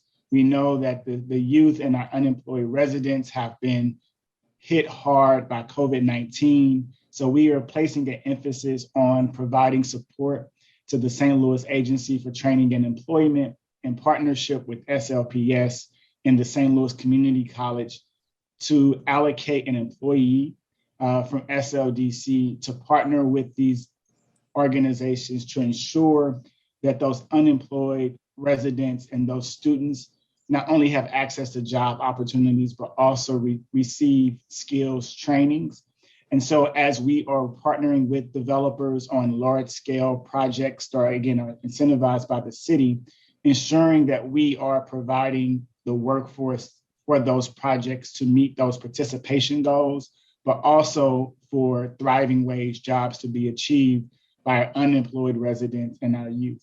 So that's really the focus for that workforce development portion, is to hire an employee that was actually hired on November 9th to partner with those agencies as well as those developers to find pathways to employment for thriving wage jobs on many of these construction projects. The next item I would like to discuss is the Small Business Grant Fund. SLDC is in the process of launching an online application portal and in-person application process for small businesses to apply for grants up to $5,000 each. SLDC will also hire 2 full-time staff members to manage the review of these applications and allocate up to 10 employees on a part-time basis to ensure that those funds are dispersed in an expedited manner. Again, as I stated in the opening, our focus and priority is on those businesses that are in these qualified census tracts that we know were disproportionately impacted by COVID, but also to ensure that employees are retained, but also ensuring that we reach a diverse set of businesses. So we are working with the International Institute to ensure that the applications will be made available and translated appropriately to support those business owners that are non-English speaking, but also ensuring that we reach out to those WMBEs and help provide technical assistance support as well as they are applying for these grants.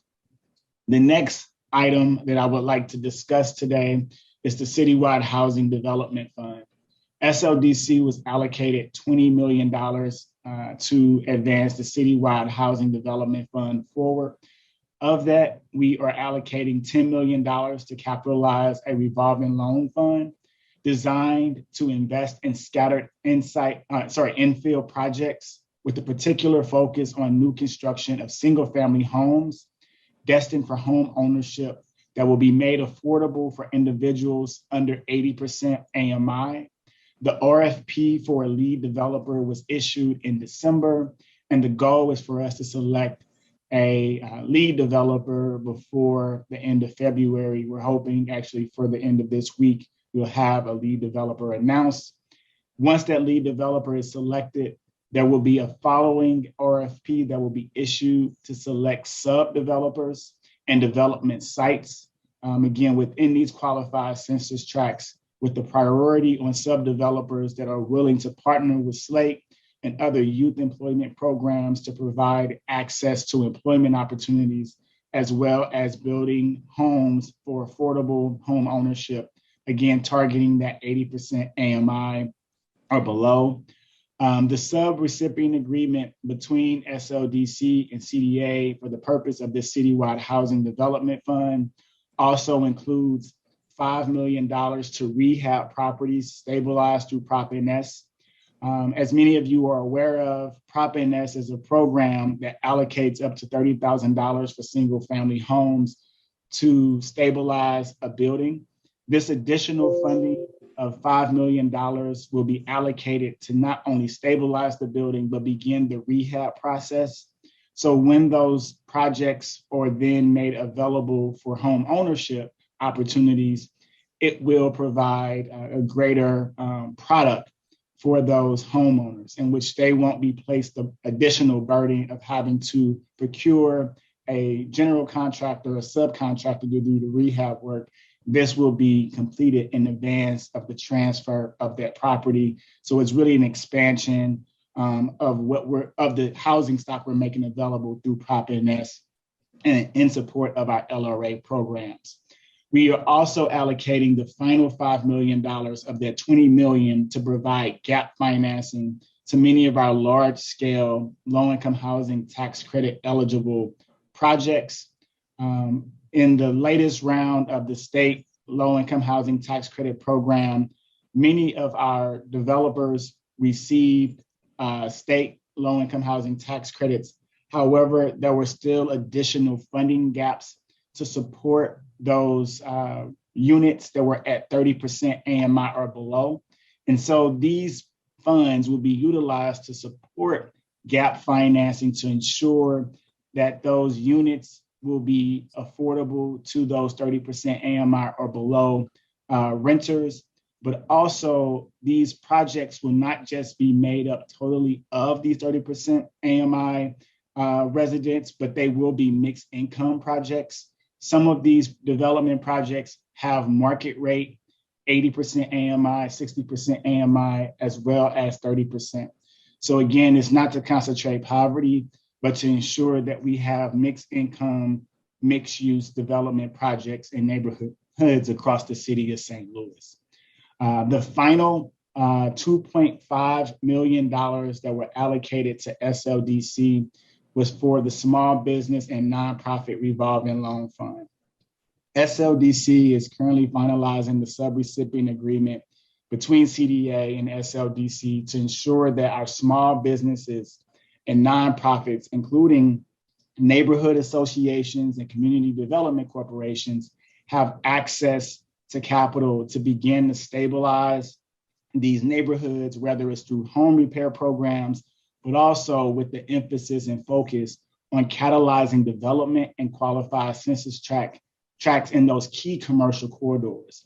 And so SLDC will be partnering with the CDCs and neighborhood-based organizations to identify many of the projects within commercial corridors that will be catalytic to drive residential, office, and commercial space in its totality in those qualified areas. And so I'm excited about that RFP when it's launched and that partnership with CDA and many of those community-based organizations as the city continues to drive partnership and funding through those organizations to meet the needs of the residents and the businesses.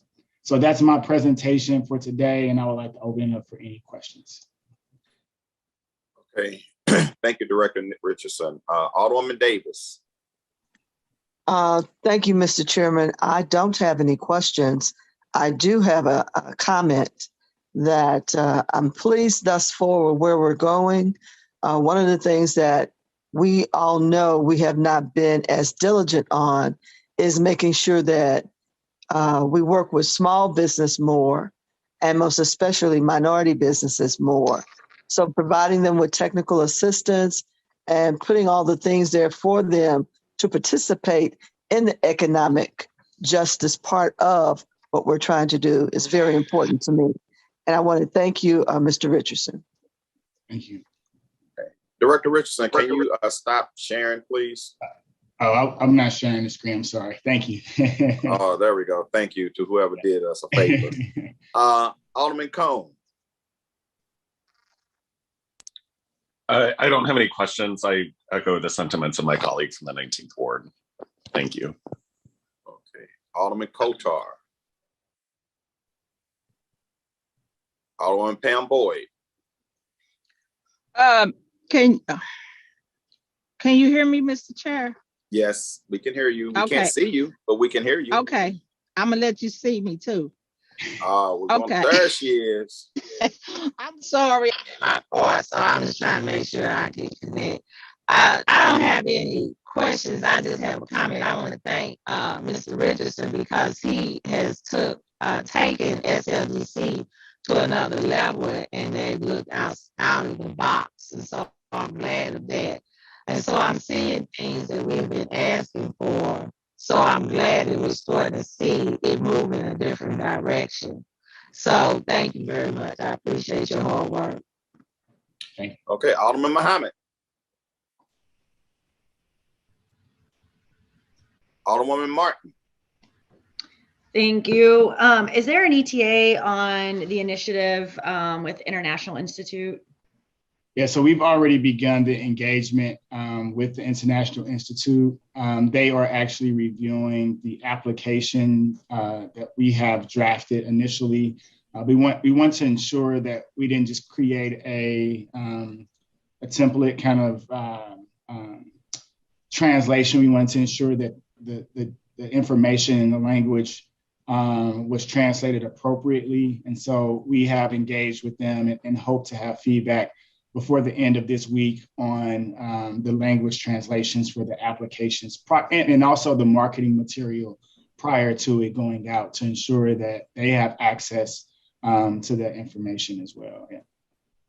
Okay, thank you. Sure. Okay, Alderman Narayan. Alderwoman Evans. Yes, I have a question. There was a comment made or a statement made about $30,000 that was used to stabilize properties. Was this part of the NS program that was implemented? Yes, ma'am, it is, yes. Okay, and so now you're saying after people have stabilized buildings, you're now offering monies for rehabilitation of these buildings? That's correct. Yeah, so traditionally we would allocate up to $30,000 for a single family house. So again, many of these LRA properties have been sitting vacant for 5 to 10 years in some instances. And so 30,000 will only get you so far. And so what we found is to be able to allocate more resources to ensure that the properties are not just stabilized, but have a good core to start with for those homeowners. And I think that will expand opportunity for the average homeowner to purchase this house and being able to complete their rehabilitation. Because right now, $30,000 as an average homeowner, you'll have to go out and hire a general contractor, get bids, and go through that entire process, which can be very cumbersome for the average individual just seeking to purchase their first home, for example. So the goal is for us to allocate greater resources to begin that rehabilitation process as the city, so we have a better product that's being made available to our residents. Oh, another question. So after they have stabilized the building, how do they access the monies for the rehabilitation of it? Does this, okay, first of all, the property has to be purchased by someone? So the goal is for us to have a process in which the $30,000 is used to stabilize the property. And then we have an additional set of funds that will be set aside to begin the rehab process. This will be allocated before the property is actually placed for auction, as we do through the traditional Prop NS process. So when the property is then made up for auction, the home, instead of just having $30,000 invested into it, it will have close to $100,000 invested into it, for example. And so the homeowners, as we begin to review the application process, we will have parameters to ensure that they are being made available to to make it affordable for our 80% AMI or below, but then also ensuring that actual homeowners have access to purchase these properties. Because what we're also seeing is that through the Prop NS program, because the properties are not in a condition in which they are move-in ready or close to move-in ready, right, they're still being bidded on by the traditional developer that can then do the rehab process and make it for sale.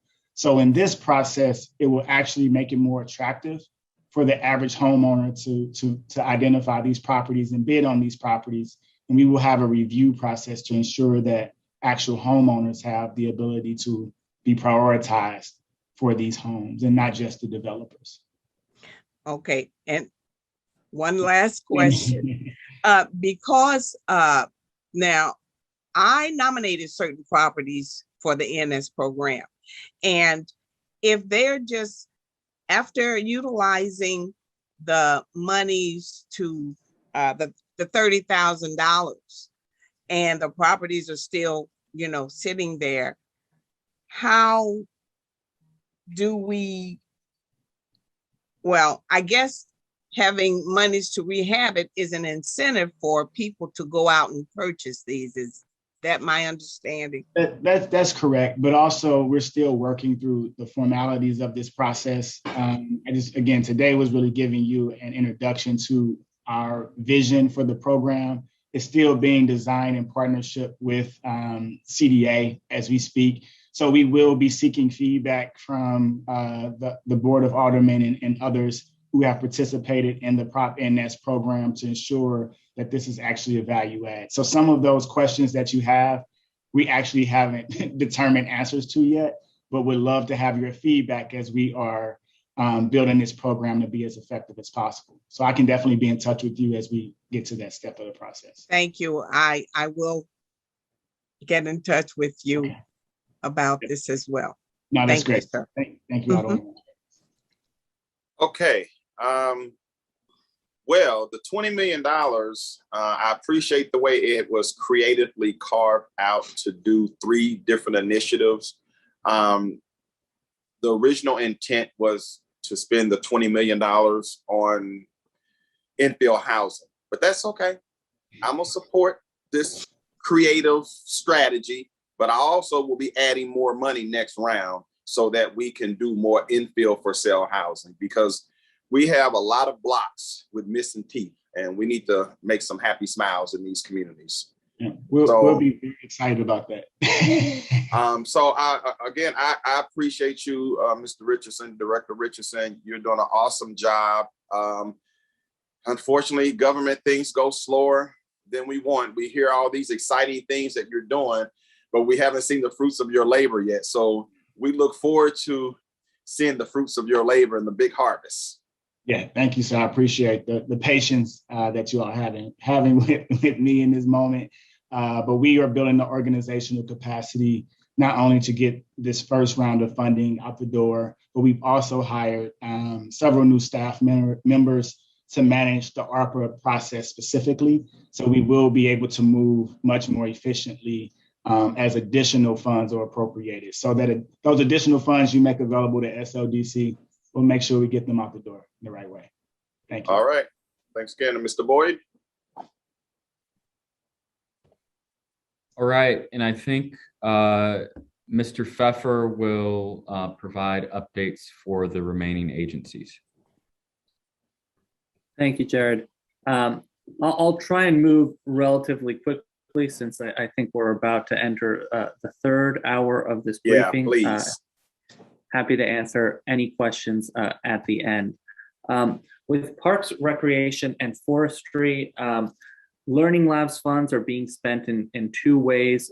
First of all, to actually purchase the computer, tablets, printers, equipment to set up learning labs in every rec center, and then also through an RFP for a provider to manage programming at these learning labs, including computer skills training. The Nothing But Nets Basketball League's RFP was issued and closed. We were frankly disappointed not to see any respondents to that RFP, and have thus started youth basketball leagues programming run by city staff. And so funding is now being allocated to support those youth leagues, which are have already started up. And then we are also actively seeking partners to run our adult basketball leagues. Behavioral health recreation programming funds were issued through an RFP, which has closed, and that selection committee is meeting. They were scheduled to meet during the snowstorm that got rescheduled. They'll be meeting shortly to review and award those funds to provide behavioral health services in city rec centers. And that has been a collaborative effort with the Department of Health as well. And then with the New Dimensions soccer program, the Parks Department, the Recreation Department, excuse me, met with New Dimensions and they determined that given that New Dimensions existing contract runs through November 2022, they anticipate utilizing these funds to extend the contract. ITSA, the high-speed Wi-Fi in rec centers item was initially moving very quickly. We got one rec center lit up, but now has been delayed as a result of supply chain shortages for access points and Wi-Fi routers. Unfortunately, the last I heard is that we may not receive those for a few months still. So that is obviously frustrating, but there's little we can do on that front. And then the data analytics and software item, the city's new chief technology officer is working with ITSA to identify a sustainable plan for those funds. The effort and the goal is to develop a data warehouse that essentially consolidates the city's data into a single repository to allow for more strategic and data-informed decision-making. But the concern is that this degree of funds is both not enough or too much for a plan, but not enough for sustainable operations of such a data warehouse. And so we are evaluating which way to proceed and whether we can bring additional funds to the table on that front. With respect to the Board of Public Service, the Equitable Microtransit Services line item has been awarded. It was awarded to Labyrinth Technologies, Labyrinth Smart Mobility, to establish an electric vehicle ride service in downtown and the near north side. We expect that to come online in spring 2022. And BPS is currently finalizing that agreement, including service parameters, marketing, and data collection with Labyrinth. But it will be free of charge, and riders will be able to hail the ride either through an app or just street side in person. The intentional encampments line item is on hold until DHS makes a determination regarding the use of its intentional encampment dollars and identifies a provider and a site. When they do so, the Board of Public Services is ready to use these funds to connect the site to utilities, grade it, level it, and do other kind of basic site setup work. But we need DHS to select a site first. And then with respect to expanding broadband and public Wi-Fi, that item is a priority for our new Chief Technology Officer who came on board in December.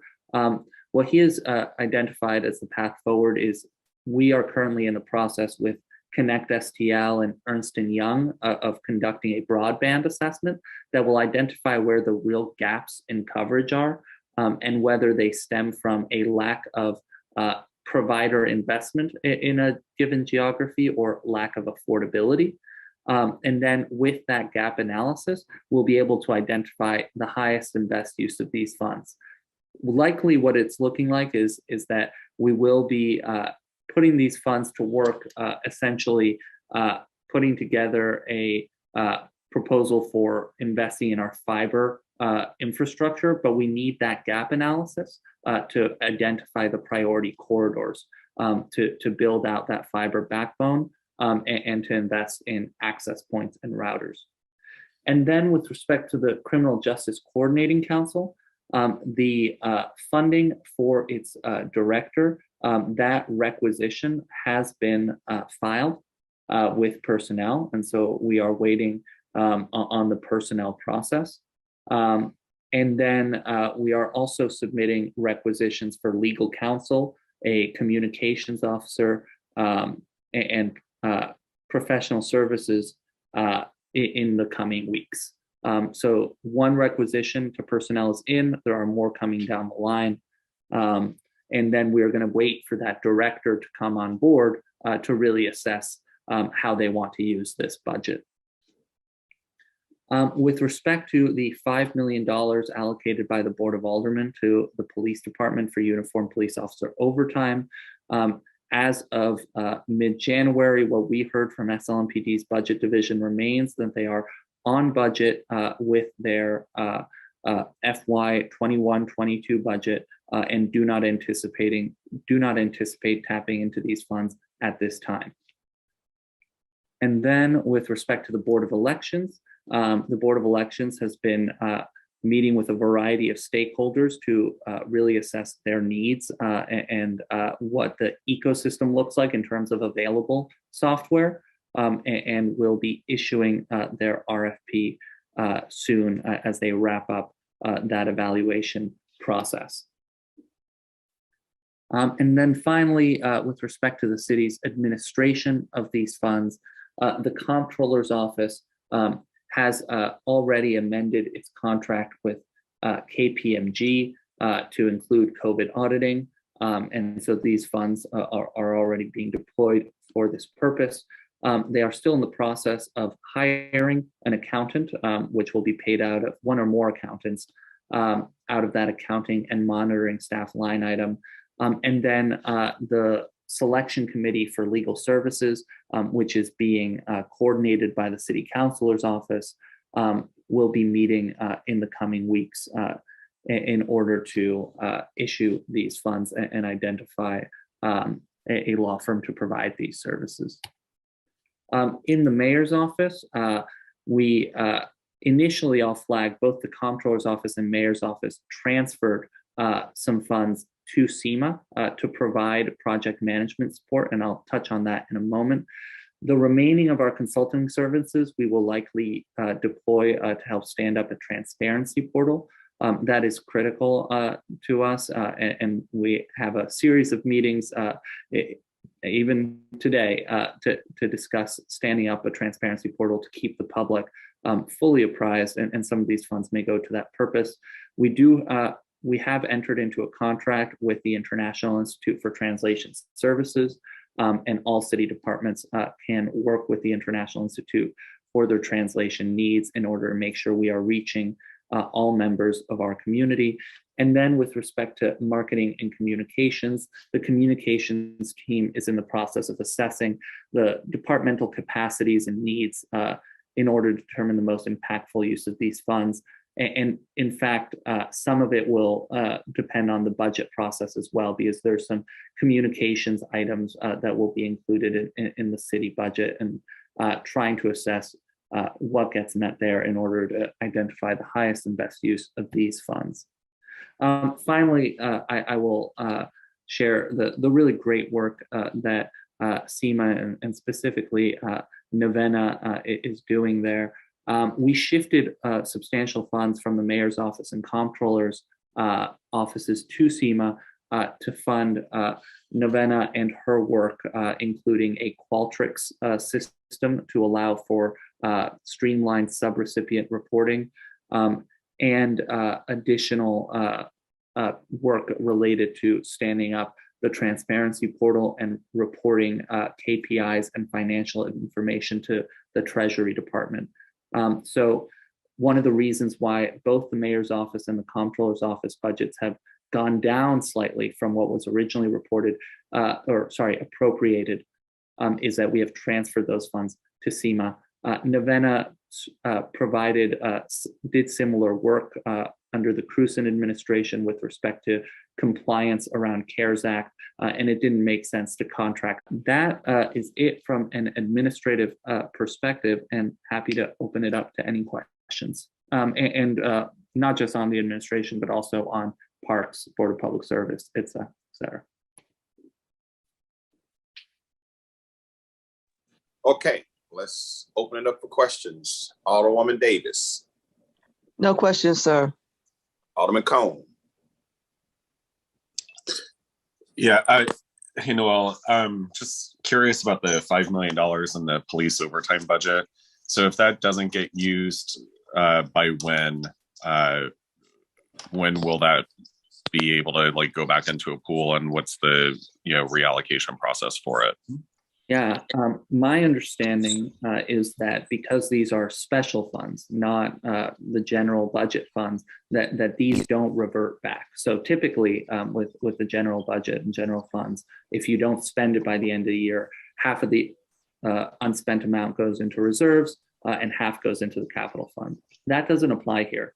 So we may need to reappropriate these funds. There are other overtime needs in city government, and happy to start that conversation with the board at the appropriate time. So I understand that these aren't part of the general fund. I guess I'm asking, as part of ARPA, is there a time period in which we need to expend the funds before they expire, or yes. And what is that time period? And obviously police overtime is a fiscal year issue. However, if they're not expired or used by the end of this fiscal year, we should probably evaluate whether or not we want to continue to have that in the ARPA budget or reallocate it to another program. Absolutely, Alderman. And to answer your question, ARPA funds must be obligated by 2024. These funds have been obligated and must be spent by 2026. Perfect. Okay, so we've got some time. Yeah. All right, great, thanks. Alderman Kochar. No questions. Alderwoman Pam Boyd. The question that I have in regards to parks and forestry and this budget, that help me understand. So it's we're looking at, is this, let me bring clarity. This is through ARPA, correct? That's right. Okay, and so what are we looking to do with the dollars for parks and recs for ARPA? So there are 4 line items. One is to establish learning labs at every rec center. These will be computer rooms with also tablets and printing services, where young people in any community member can go in to use these computers free of charge. And we're also looking to provide kind of basic computer skills training and other opportunities at these learning labs. That's one. Excuse me. Okay. That's just one of the 4 items. Okay. The second item. The second item is the youth and adult basketball leagues. The youth basketball league is underway. We are seeking partners to stand up the adult basketball league program. The third item is behavioral health, and essentially providing mental health services at these rec centers, and contracting with a provider to just have a therapist or counselor at these rec centers. I was going to say 24/7, but over the course of their operating hours. And then finally, the fourth item is the New Dimensions soccer program, and essentially expanding our youth soccer program in partnership with New Dimensions. So it's all for recreation, correct? That's right. Okay, then that's what I was trying to get clarity. So it's not for parks or forestry, it's recreation. Okay. All right, thank you. That's a great point. I Alderman, think in the future, I'll just call it recreation. You're right. Thank you. You're welcome. Alderman Muhammad. Alderwoman Martin. All right, thank you. I know everyone wants to go eat lunch. I had to step away for 1 second. On the broadband, is that just going to be a matter of doing an RFP and a vendor? Yeah, exactly. But our chief technology officer wants to wait until we have that assessment from Connect SDL and Ernst & Young in order to inform the RFP to target the highest need areas. Okay, perfect. Thank you. Alderman Narayan. Alderwoman Evans. Yes, under the heading of Board of Public Services, the Equitable Micro Transit Services, how will that be distributed throughout the city? What does that look like? Yeah. So frankly, it won't be distributed throughout the city because there's only so far that $250,000 can go. So it's really a pilot program focused on a target geography. There were multiple applicants with different target geographies who applied, but ultimately BPS selected Labyrinth Mobility Solution, Smart Mobilities application, which focuses on the near north side and downtown. So the Carr Square, Columbus Square neighborhoods and downtown.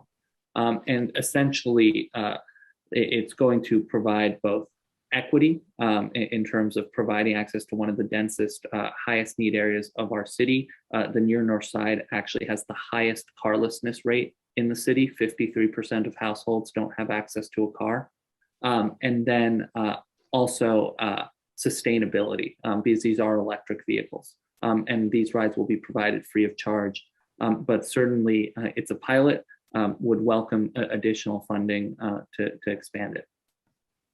When you say the near north side, I'm trying to envision what areas would that encompass? I'm talking about Carr Square and Columbus neighborhoods, Columbus Square neighborhoods. Carr Square, that's close to downtown, isn't it? That's right, and that's the idea. It's a single contiguous geography between downtown and Columbus Square and Carr Square. And Columbus Square and Carr Square, of course, had the highest concentration of public housing in the city historically, and remain a critical geography in terms of carlessness and other statistics. Okay. All right. Okay.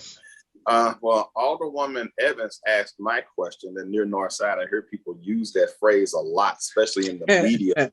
I just never understood why they wouldn't just say Columbus Square or Carr Square or both. So interesting. Question for you, Noel.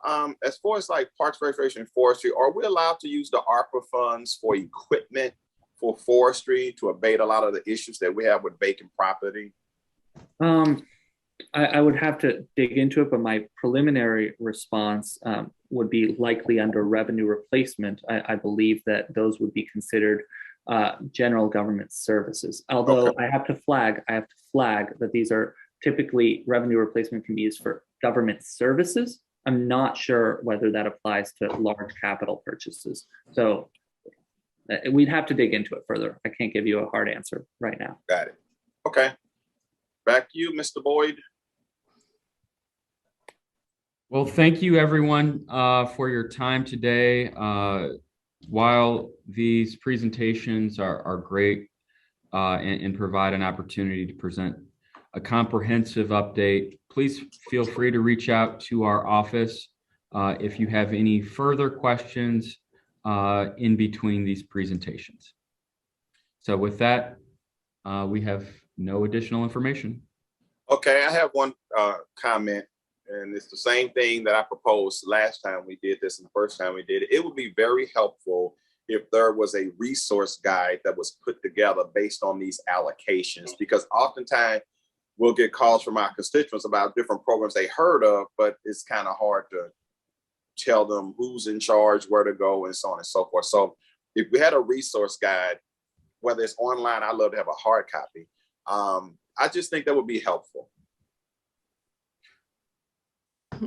That is something that we will look at standing up. Okay, thank you. Appreciate you guys' presentation, everybody who participated, and all the good work. Alderwoman Davis, you have your hand up. Mr. Chairman, I just wanted to share with you that I have a sample of a resource guide that I put together just for the 19th Ward, and I'll provide that to you and to others to get an idea. And the residents really liked it, and but I didn't have enough money to print it, another second print, so we shall see. I would appreciate that. Matter of fact, I think all your colleagues would appreciate that, even the mayor's office. Yes. Give them a head start. All right, I'll definitely share. Okay. Now what's up before the committee? And I know it's been a long morning. Is resolution 122, sponsored by Alderman Cone. Alderman Cone, you are recognized on resolution 122.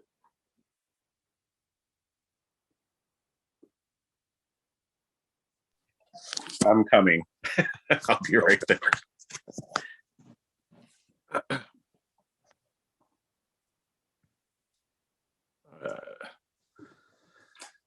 All right. I will try not to take up too much time because I know we're about 2.5 hours into the meeting now, but resolution 122, is sponsored by myself, but we also have a number of our colleagues as co-sponsors of the resolution. It's a non-binding resolution that's asking for SLDC to review possibilities for the productive use and planning for possible reuse of SLPS surplus properties.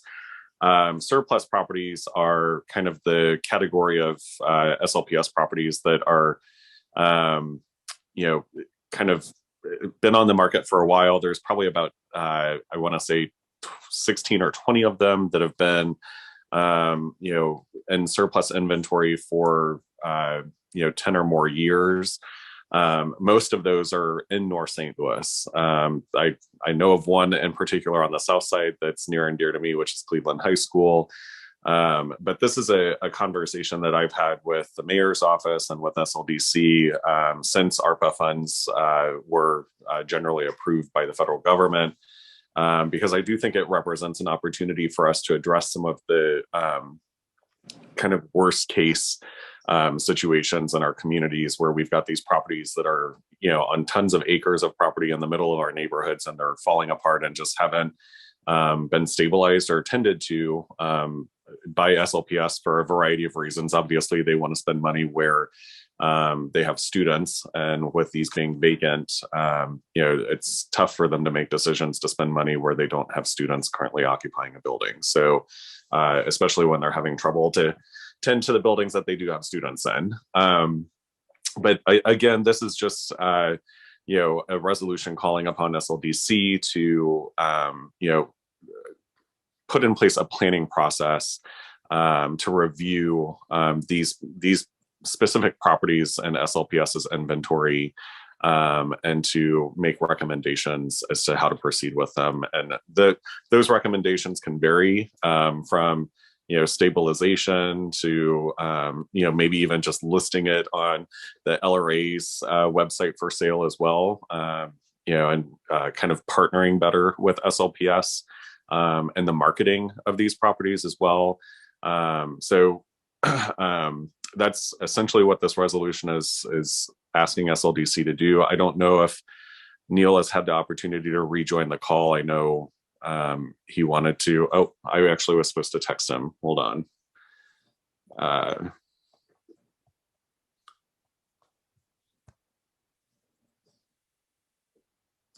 I just sent him a message to let him know that we're on the resolution. So he'll probably be joining in a moment or two. The other thing, I did have conversations with SLPS, and I know some supporters of the resolution have also reached out to board members over at SLPS. And there have been some folks that are supportive. Also, we've had letters that have been submitted from various neighborhood organizations and community groups throughout the region in support of the resolution as well. Madam Clerk, I'm not sure if you have a copy of some of those. But I know that some of them were sent to the clerk BOA email address. So they should be, in our records here at the Board of Aldermen. And then there's a representative from St. Louis Public Schools who's also here to testify for the resolution as well. I believe it's their legislative affairs lobbyist, Mike Jones.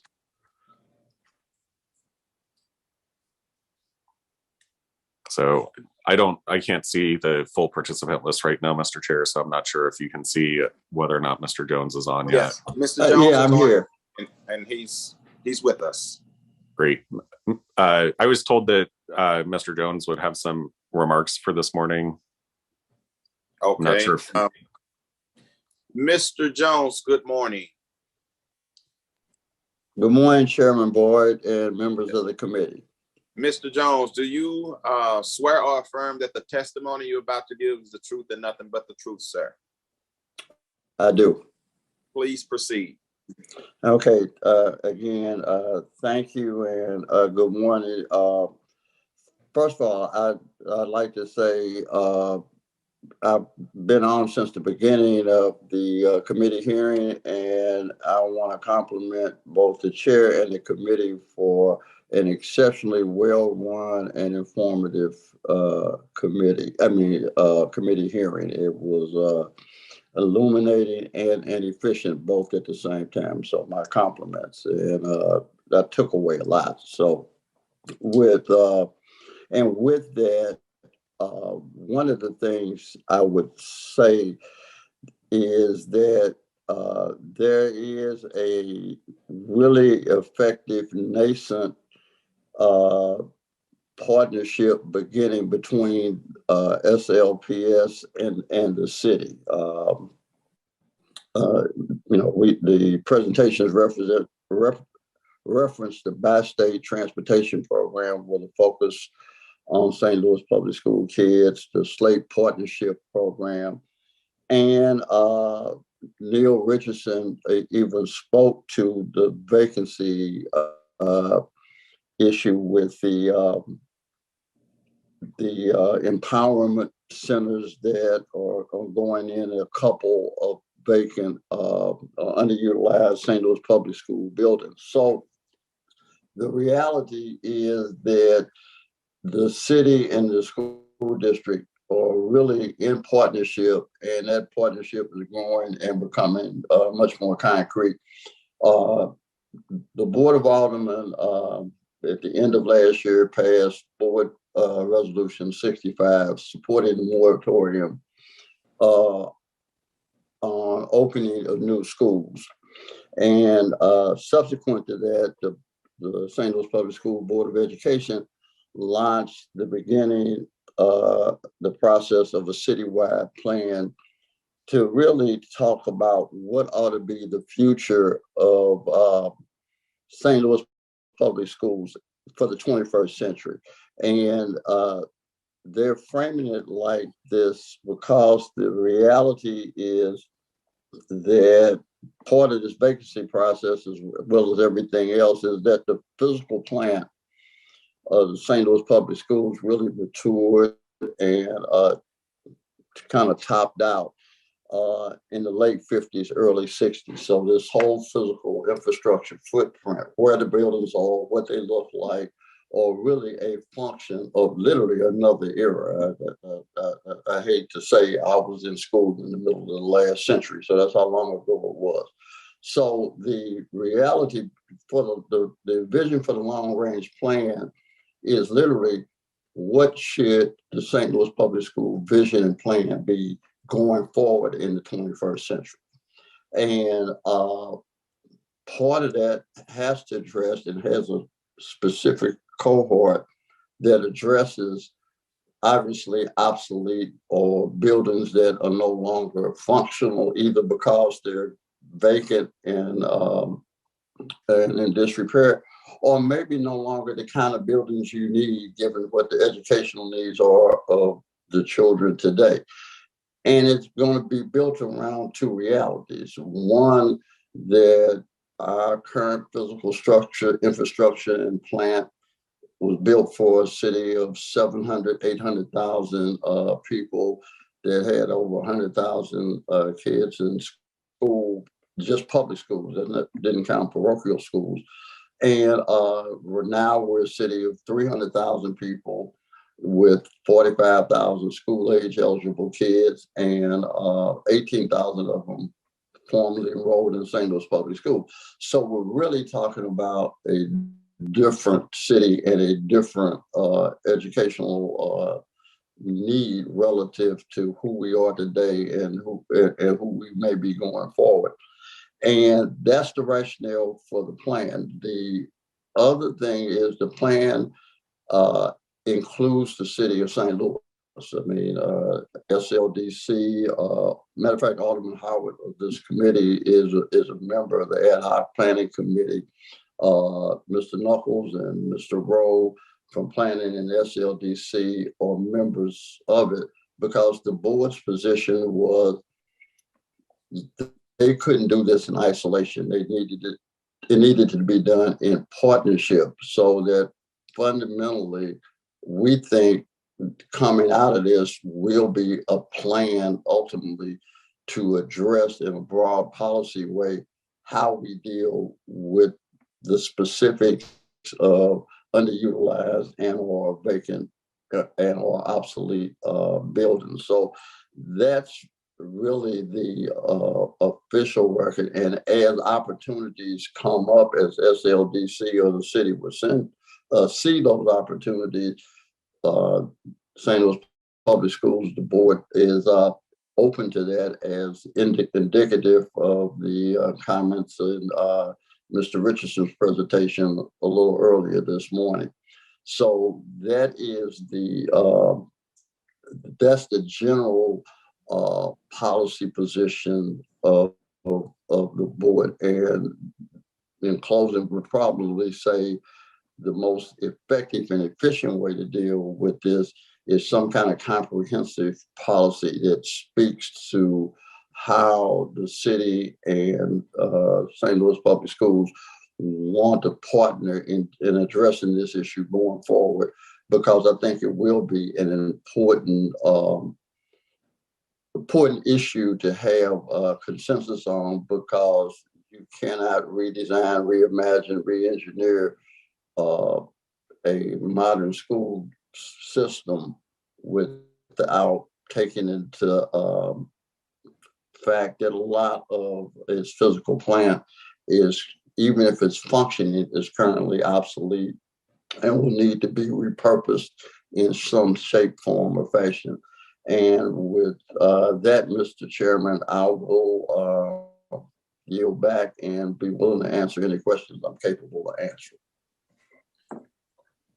Okay, while I have you, this resolution, I understand, deals with the repurposing of schools, but since we have you, can you talk a little bit about the school district's position on all these derelict school buildings like Hempstead that caught a fire 7 years ago that just looks horrible and eyesore in the neighborhood, Stowe Middle School, which has been just torn apart week by week ever since it was closed, Gunlock, which is, looks horrible. And that's just a few of the wards and schools in my ward. And since 2003, I've had about 6 schools closed. I'm only down to 1 school, and that's Laclede. Thankfully, Langston has been repurposed with Friendly Temple, but out of 7 schools, I have 1 school that's actually educating kids and 1 that's been repurposed for social services. And I'm sure there are quite a few other schools that are vacant and abandoned across the city. So can you talk to us a little bit about the position that the school board has on that, and what kind of hope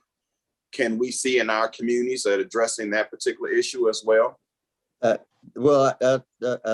reiterate, I think that's the purpose of the plan. I think that the school board has had, or the district has had, an ad hoc or hit and miss approach to how they were dealing with vacancies and unoccupied buildings and closed schools. And that's why I think what you and Alderman Cone pointed out, why we've had this problem so long. There's not been an overarching policy of how we're going to efficiently and effectively deal with that. And I would say we don't have a specific answer to that question, but we're recognizing it as a serious problem that needs to be addressed, but it needs to be addressed in what is the future physical infrastructure plan for the school district going forward, because we currently obviously have more buildings than we have need in terms of number of children. And we have, in a lot of places, a misalignment between where students actually live and where buildings are actually located. And if we continue to address that in an ad hoc kind of manner, one at a time, one-off kinds of thing, I think we exacerbate the problems that you and Alderman Cohen are literally talking about. And again, that's why we're putting it in the context of dealing with it as part of this long-range plan, but also creating the flexibility that if the city, and in this case, SLDC, were to come up with something that they specifically wanted to do, like with the empowerment centers in the schools that they're talking about, that's something that the district is open to not only to doing, but has been effectively executing or planning to execute with SLDC. So that conversation, and that's why I highlighted earlier at the beginning of my remarks, the level of partnership that even currently exists, so that those communications are open and those opportunities would be taken advantage of when they present themselves. Mr. Jones, with all due respect to a committee being put in place to help do a plan, I know plans take a long time. My concern is, and my constituents' concerns are public safety. And so I'm wondering, I mean, I know you guys have a real estate department. Has the school district evaluated their buildings? Number one, what buildings are candidates for repurposing? This resolution is clear on quite a few of them, but what buildings are candidates for demolition? When will they be demolished? We cannot continue to just ignore it. And I appreciate Dr. Adams, but I know I've asked Dr. Adams on more than one occasion about Hempstead School. It is just deplorable. The school district should be embarrassed to have such a building standing like that. It's one thing to have a building where someone has come in and stolen all the windows, but the building is still standing structurally. But you have a building that's a third of the building is burned. And it's been over 7 years, and there just seems to be no sense of urgency and no care. And I am somebody, and I'm fussing right now, but I am somebody who's a proud St. Louis Public School graduate, parent of 3 children, and a grandbaby currently in St. Louis Public Schools. And I'm proud of that.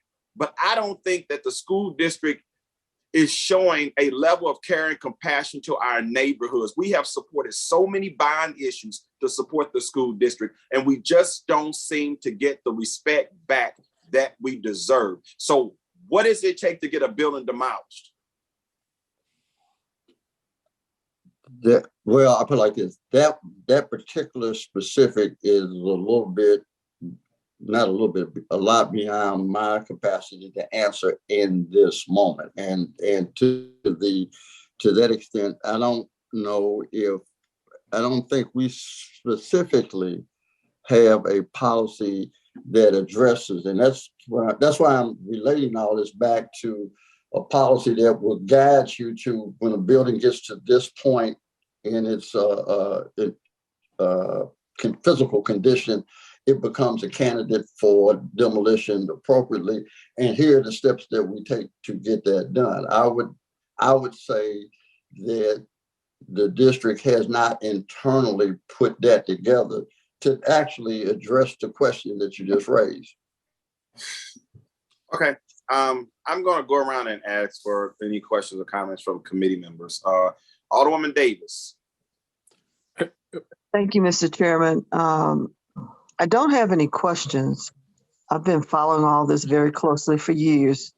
And I too am disappointed with where we are today. I just want to see us do better. Most especially when we talked about mothballing schools. When you close schools that have been paid for by tax dollars, it is critical, if you're not in an immediate place to repurpose that school, you need to mothball it. Because if you don't, you are wasting taxpayers' dollars. And you cannot repurpose it. Who's going to come and buy a building that's been burnt twice, has no roof, all those kinds of things? Nobody is. So we just got to find a way to do a better job. And I'm not going to preach too much about it. Also, the sale price of these buildings, taxpayers have already paid for these buildings, and we want to see a return. And so the prices being out of line for these buildings where developers want to develop them is another hindrance for us. I've lost 3 prospects on a building that is still in good shape because it was mothballed properly. But we've got to do better. And hopefully this new partnership will do something that works with us. But again, we've got to start listening to communities. We've got to start working with neighbors because they are our bosses, including the school district. They are your bosses because their taxes pay for everything. And we have got to do better. Thank you. Alderman Kotar. Thanks, Chairman. I guess I'm looking for clarity from Mr. Jones. So is the school district's position that they're in favor or opposed to the resolution? Well, first of all, the district has not, nobody at the board level was basically in a direct conversation about the drafting of it. I would have to say that since the resolution is directed at SLDC, I don't think the board has a position on what the Board of Aldermen should tell SLDC. What I am indicating, where there have been opportunities for SLDC to talk and work with St. Louis Public Schools on repurposing of buildings or dealing with that has in fact actually happened. And it's all part of a growing partnership and lines of communication where both entities are working together for the best interests of the public. I think one of the reasons, major reason that the board is so committed to this planning process is because for the last, you can say 20, 25 years, we've kind of had a lack of long-term focus on what it is how we need to be managing assets, resources, and adjusting and adapting to circumstances as they change going forward. So you could argue, and it'd be a legitimate criticism, that we have some gaps in how we are managing planning to deal with resource allocation, both in terms of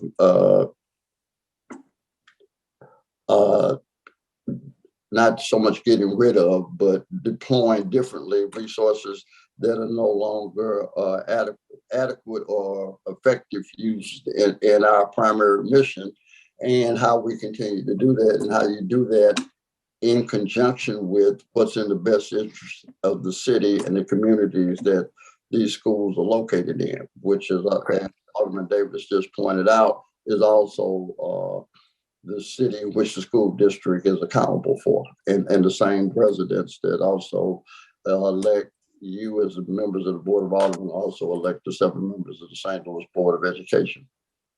And Alderman Coder, I can share with you as well that during the drafting and before this was introduced, there were 2 board members that were in communication with, constituents of ours that, had lent their support to the resolution. There clearly was some communication gaps, as well with respect to kind of the inter-board communications. However, I did have a conversation, I believe it was last week, with one of the board member who is responsible for like legislative affairs, Matt Davis, and Matt, indicated that Mr. Jones would be here this morning to testify, on behalf of the school district.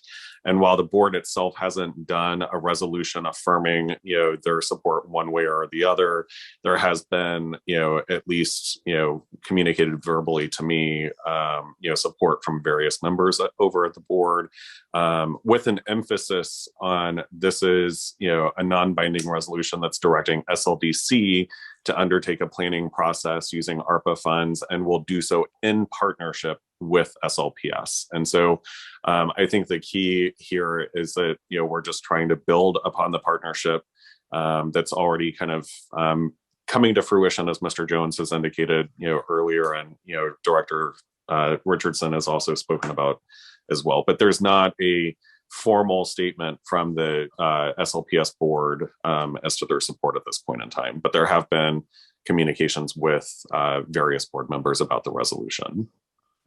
Great. Thank you, guys. Nothing further, Chairman. Okay, Alderwoman Pam Boyd.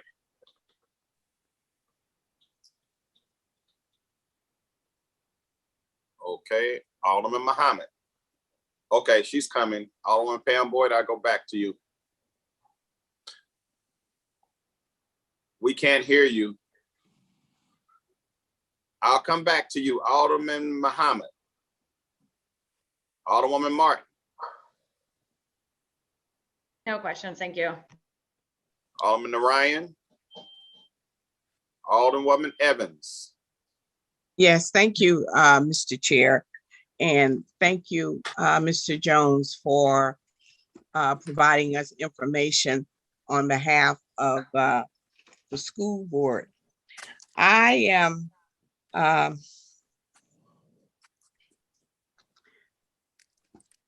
have schools in my ward that have been closed. I also had 3 schools just recently that were going to be closed. I had 3 remaining public school systems left in my ward. Hickey Elementary, Farragut Elementary, and Sumner High School. I still have only 2 left because Farragut did eventually close. And I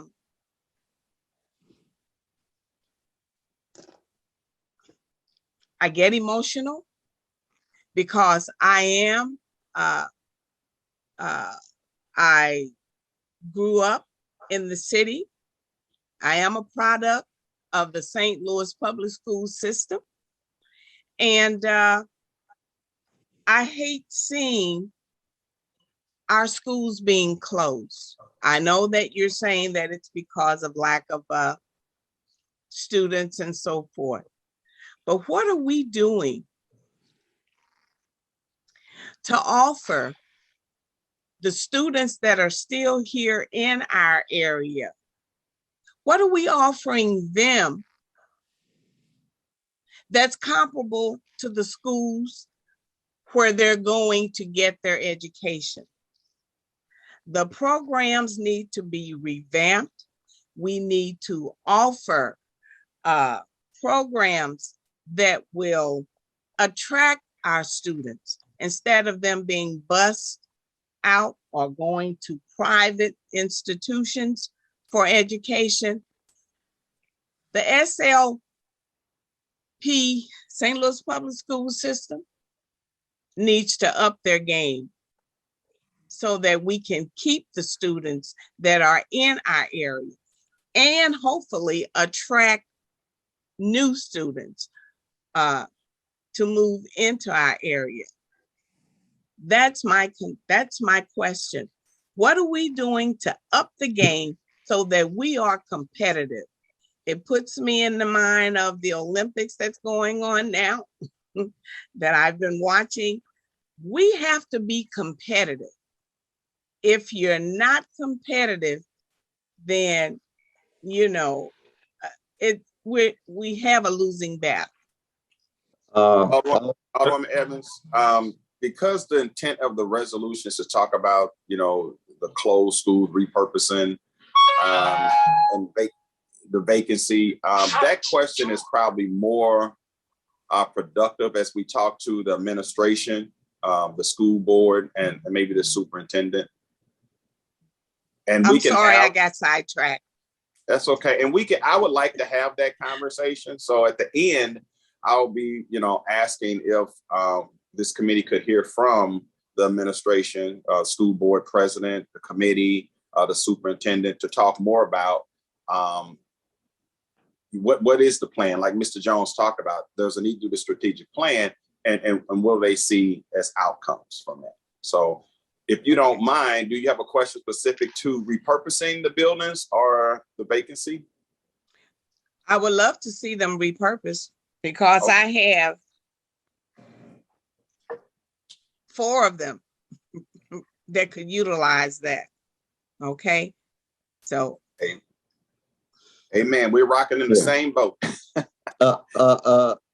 Alderman, and thank you for that. But I think I'd just like to make a brief comment to Alderman Evans's question, because I think it's a legitimate issue. I with all due respect, though, you know, as the sponsor of the resolution, it's not, I would have to call a point of order because it's just not germane to the topic that we're discussing right now. And we're heading into 3 hours of this committee hearing, and I still have Director Neil Richardson that needs to give testimony on this.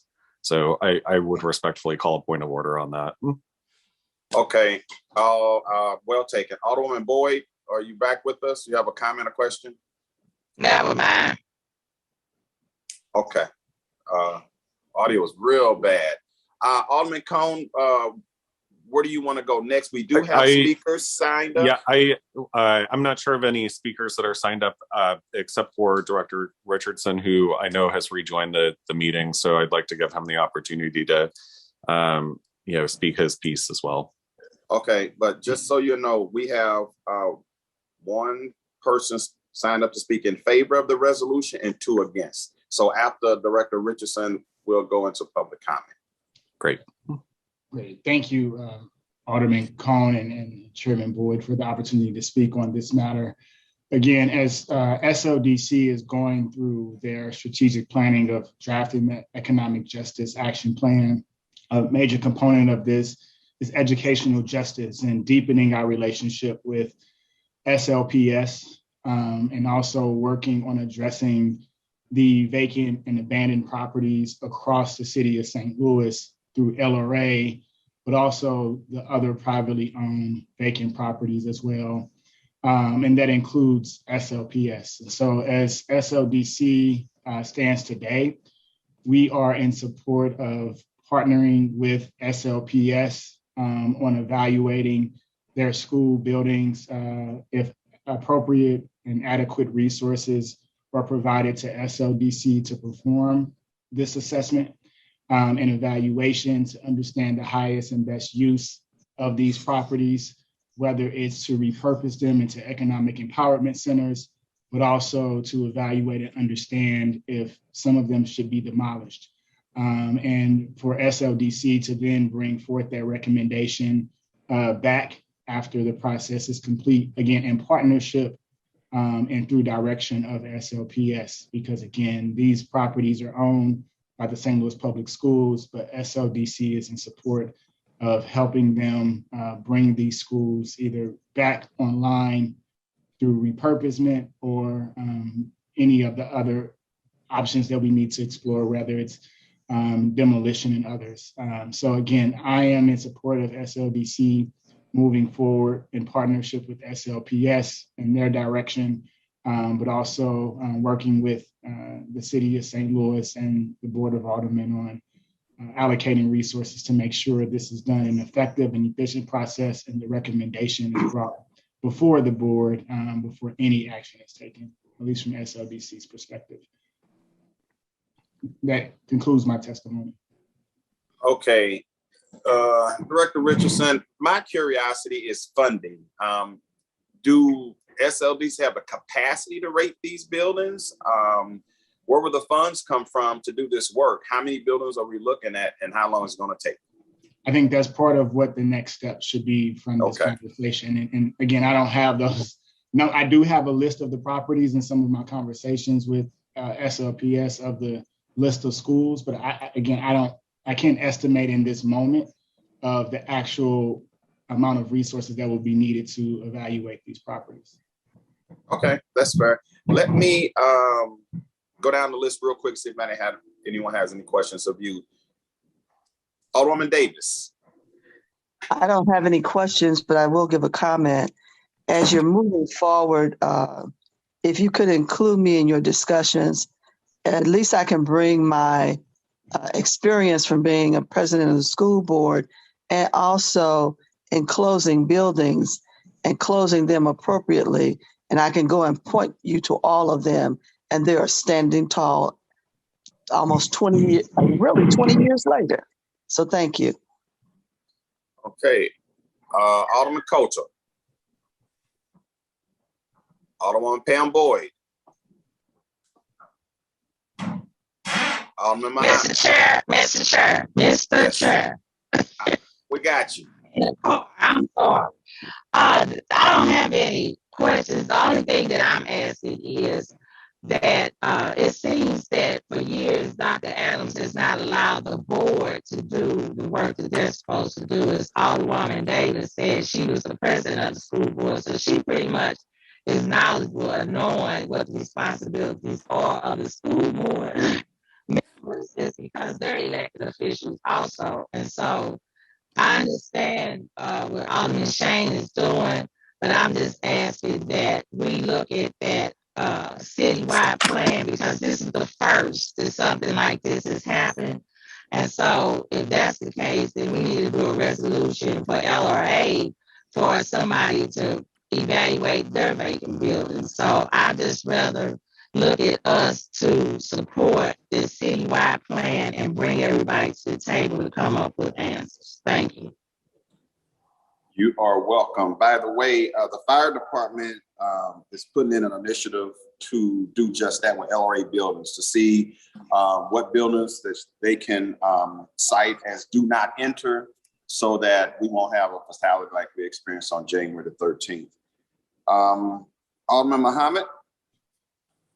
Alderwoman Martin. No questions. I like the creativity. Thank you. Alderman Narayan. Alderwoman Evans.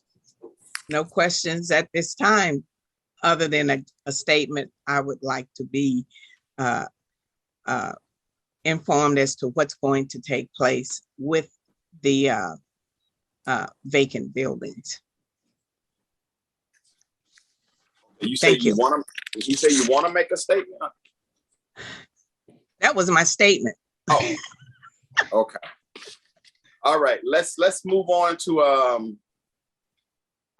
public comment. First speaker looks like Gwen Cockrell, speaking in favor of. I hope I pronounced your first name right.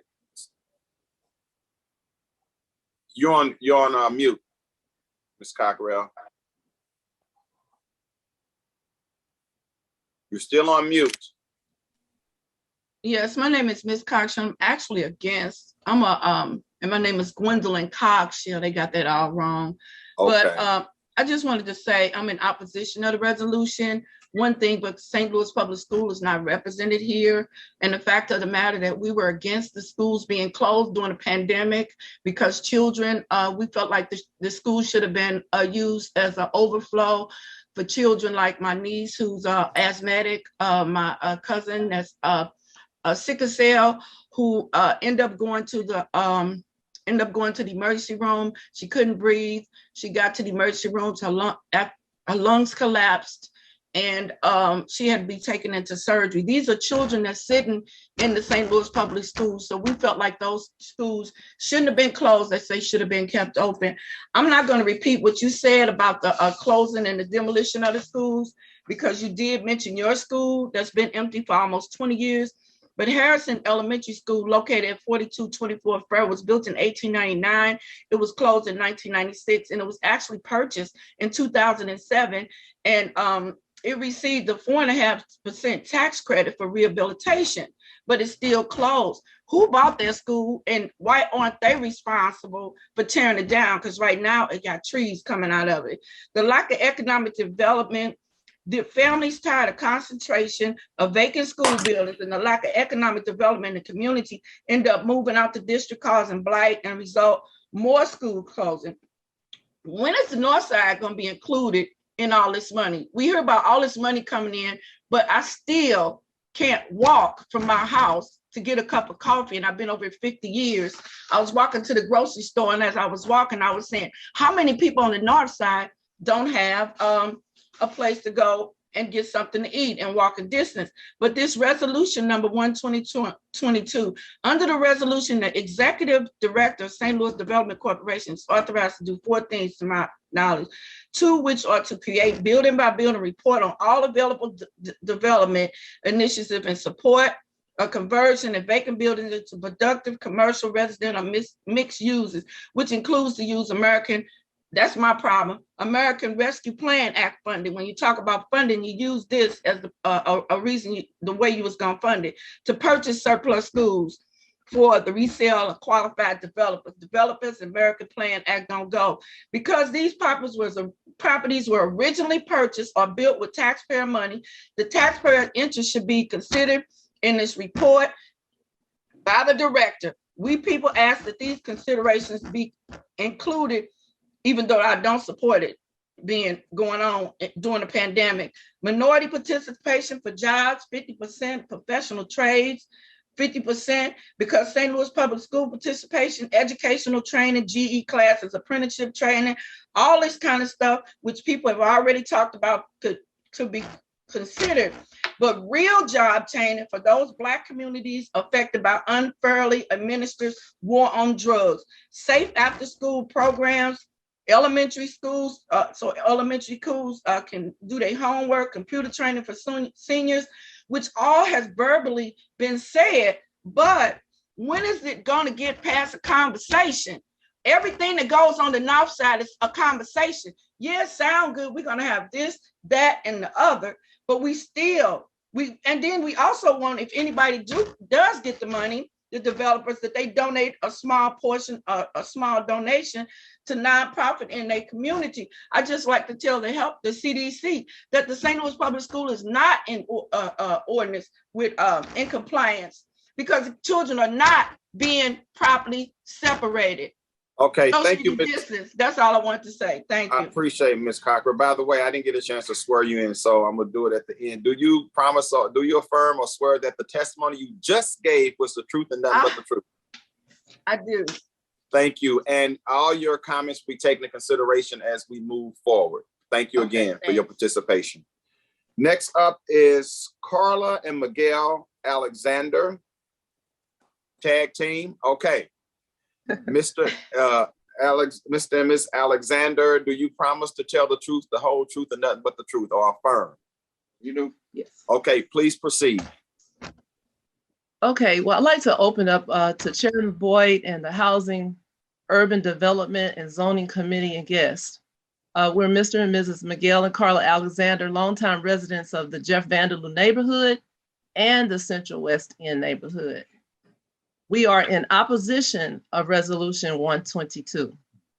It is rare that we have St. Louis Public Schools, St. Louis Development Corporation, and the Board of Aldermen on the same Zoom call. The 20 surplus public school buildings for sale you are now trying to address are just part of the problem you're faced with when it comes to Northside tax-paying citizens that live in the city of St. Louis. It took $1.9 trillion to make you move on a problem that was caused by many that don't really care about the North Side or the taxpayers who wake up every day and look at undeveloped properties in our neighborhoods and communities. The state of Missouri received over $1.9 billion from President Biden's American Rescue Plan Act. The money you want to allocate for vacant school properties would be better spent on fixing up vacant buildings in the neighborhood and developing buildings for commercial use, such as major stores, and just putting people back to work. We have professional people in our neighborhood who live in North St. Louis, and they can work in their own community if there were places in their community where they can work. Responsible entities have waited over 60 years to invest money in North St. Louis that was meant for keeping schools open. It was not meant for selling them. It's simple for the school buildings that are beyond repair to be torn down. However, it is not, and it does not take American Rescue Plan funds to do this. And I just say that we have Dunbar Elementary School right across the street. Our taxpayer dollars are still keeping that school just standing there and not being used. We had a community plan. We presented it before the board, the school board. They didn't even read the plan before they closed the school. So this is what we go up against. Our community is not being heard. And we are asking Alderman Cone and the committee to reconsider this and not push this resolution through and vote no on resolution number 122. The money was not meant for that. Not that money. It wasn't allocated for that. And it's just not right to use that money when you could use it for the buildings that's vacant already over. Yes. So, the solution is not to do this at this time. We have to rethink this and try to do this in a fashionable way, as far as always including community voices, but not just, one or two board members heard it and okay, let's fly with it. I think we need to redo this. So please don't push this through. It's not the time. Okay, thank you, Mr. and Mrs. Alexander, for your participation. It's greatly appreciated. Thank you. You're welcome. Next up is Mr. Ray Cummings with AFT St. Louis Local 420, St. Louis Teachers Union. Thank you, Chairman Boyd. For those of you that don't know me, my name is Ray Cummings. I'm the president of the American Federation of Teachers Local 420. We represent all the educators in the city of St. Louis. Mr. Cummings. Yes, Mr. sir. Cummings. Mr. Cummings. Yes, sir. Can I ask Yes, you, sir. are you in a room by yourself? I am at dialysis. Okay, because you kind of sound a little muffled because of your mask. That's the only reason I'm asking. Maybe you come closer, we can hear you better. I'm going to move the phone closer. Okay. Can you hear me better now? It's a little bit. Go ahead, sir. Okay. First of all, I want to apologize for earlier my phone being unmuted. It was in my pocket, so I apologize for disturbing the meeting. I'm the president of the American Federation of Teachers of St. Louis, Local 420. Our organization represents all of the educators in the city of St. Louis. I want to start off by saying I am speaking against the resolution at this time because I believe it's putting the cart in front of the horse. To the chairman, I want to say to you, you are exactly correct. Something should have been done with Hempstead School and those other schools you talked about that are in your ward. Because if myself as a homeowner, if my property was in that kind of disarray like that, it would have had to been boarded up or something would have had to happen. Also, I want to say that we're talking about 10 years ago, some of these buildings have been in the condition that they have. And we have to remember that for 10 years, we were under the appointed board who were not elected by the city of St. Louis. And this is the kind of things that happen when you have an appointed board that does not have accountability to the voters and the community. So essentially, I want to say that we need to, I reached out to Rick Sullivan and Richard Gaines at that time. It was about Central High School. I went by there several times. It wasn't even boarded up. And then once they tried to board it up, we had people that were looting those schools in broad daylight. Police driving by there, not saying anything, and it was just going on.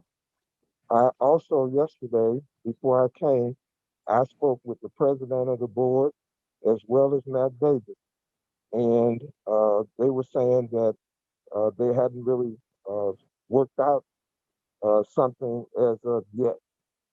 So I believe that the folks from the Development Corporation need to kind of get with the school board and put this a little further down the line before we move ahead. Also, we need to understand that many of these closed school buildings are environmental hazards.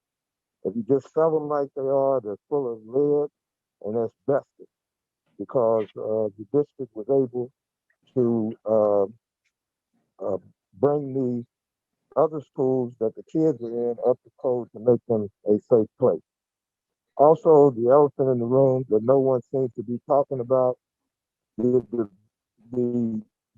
school district has a real estate department that they work with developers, but we got to remember the developers and the people who are just waiting in the way to gobble these buildings up are the charter school folks. They're out there and they're the ones that are waiting, trying to take these buildings over. The fiduciary responsibility for these buildings that are owned by the taxpayers is the elected board. The elected board has only been in power for a couple of years. And we, with the citywide plan that my good friend Mike Jones was talking about, we need a chance. This is the first time in the history of St. Louis where we're coming together to begin to plan a citywide plan for what to do with our schools. And once again, those schools like Hempstead, something needs to happen. Clearly, something needs to happen.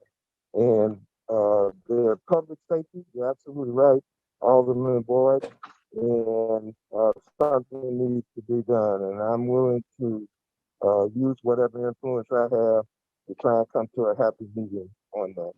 But I urge the members of this committee at this time to postpone voting on this measure until Neil can get with the members of the board and move this along with in a little more concrete way. Thank you very much for your time, and I appreciate the opportunity to be here. Thank you, Mr. Cummings. Appreciate you all your service to St. Louis Public Schools. Alderman Cone. Yeah, thank you, Chairman Boyd, making sure that I'm not muted here. I really appreciate everyone's testimony today. There's obviously some confusion around what this resolution does.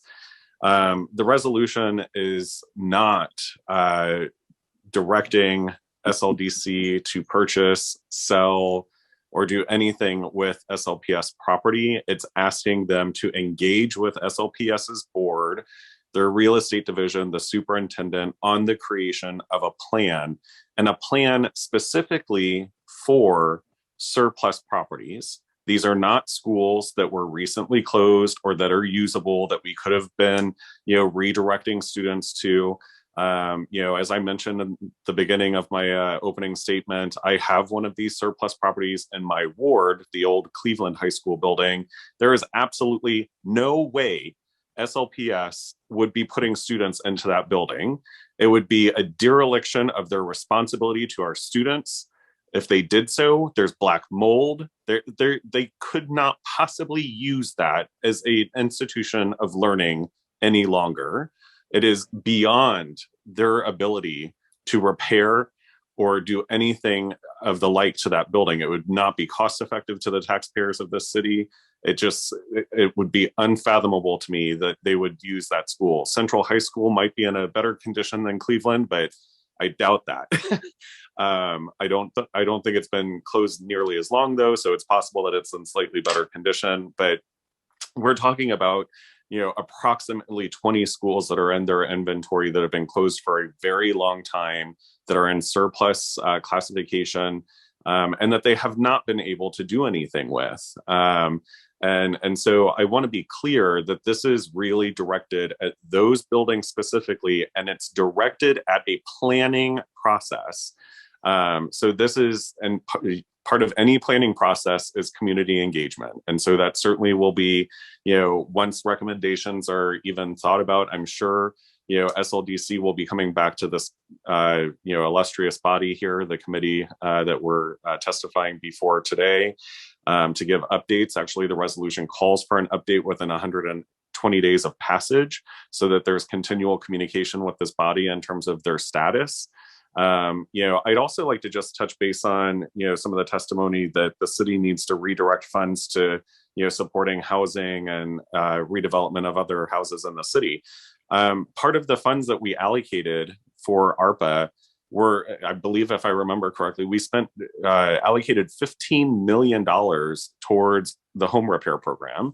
And that was just one of the allocations for home repair. And so, we've got a lot of different funds that are going out. We've got funds that have supported, unemployment, if you will, or kind of augmented unemployment. We've had programs that have supported the home repair program. We've had programs supporting mortgage assistance. We've had programs that have supported homeowners throughout this city. We've had programs that have supported home repair and revitalization within our communities, and those funds will be continued to use for those purposes.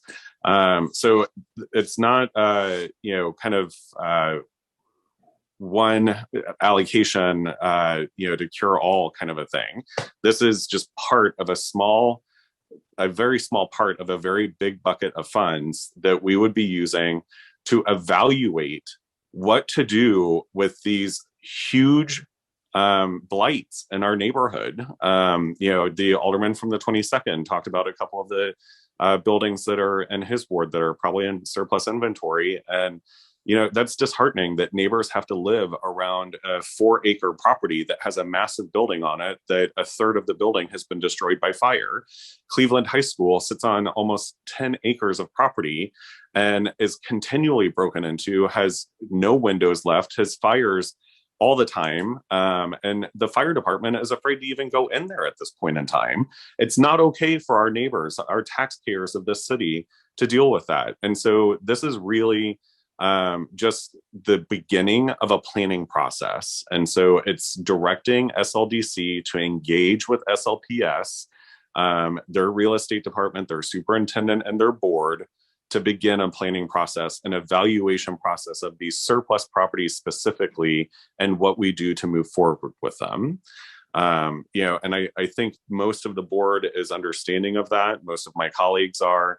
Mr. Cummings, I'm certainly happy to reach out to you and have a conversation with you about it as well. I'd love to get your thoughts in addition to what you've already shared today.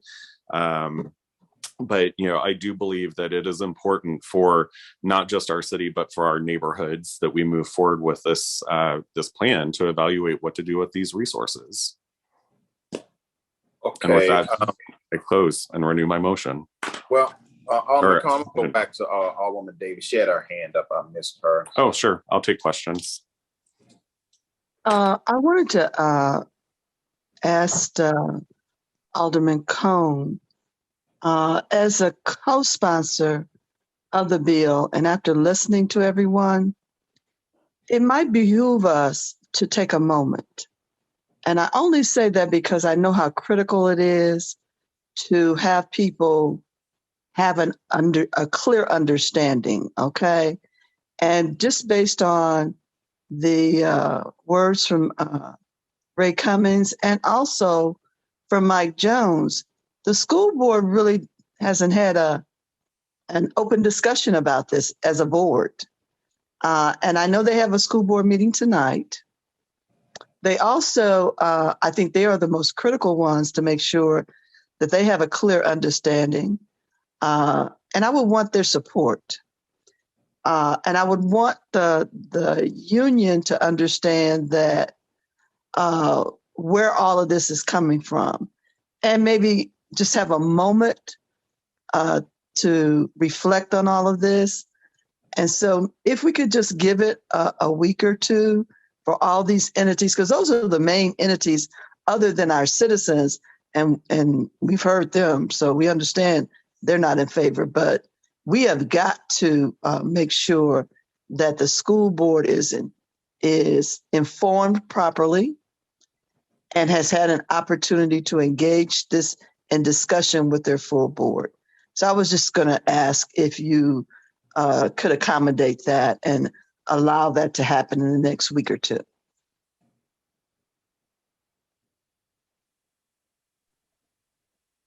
Sorry, trying to unmute and put myself That's back okay. on video here. Alderwoman, I certainly appreciate that. This resolution was introduced last year. I feel like that's enough time for SLPS to have some conversations around this. I'm certainly happy to have those conversations with the board members. I cannot make the meeting tonight. And I don't know if it would be timely enough for me to be able to even get on their agenda for this evening, even if I could make the meeting for this evening. I don't know if you plan on attending or not, and might be able to speak on behalf of the resolution since you are a co-sponsor. But I'm obviously anxious to get this moving. I'm happy to hear your input in that, and happy to kind of walk through this engagement process as best we can, obviously. So I'd be happy to put this on hold for another week or so to work through that at your request. But obviously this has already been out there for quite a few months now at this point. I believe I introduced it in late October. And this is the first time that Mr. Cummings has reached out to have a conversation with me about his concerns. And like I said, during my closing remarks, I'm happy to continue to have that conversation with him about his concerns. But at some point in time, we really do need to start, moving forward. But yes, I'd be okay, waiting for a vote for another week or two while we work through that. Yes, sir. And I'd be happy to assist in making sure that all-inclusive conversation is taking place with the board. They have some challenges. Remember, they have not been in leadership long, and it requires a certain amount of patience to get those things through to the whole board, not just to one or two.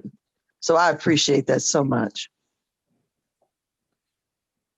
And Alderman Cone, as a co-sponsor and the chair of the committee, I would actually like to request some members of the school board and Dr. Adams to come to the next meeting to talk about this resolution, whether that's next Tuesday or the Tuesday after next, if that's possible.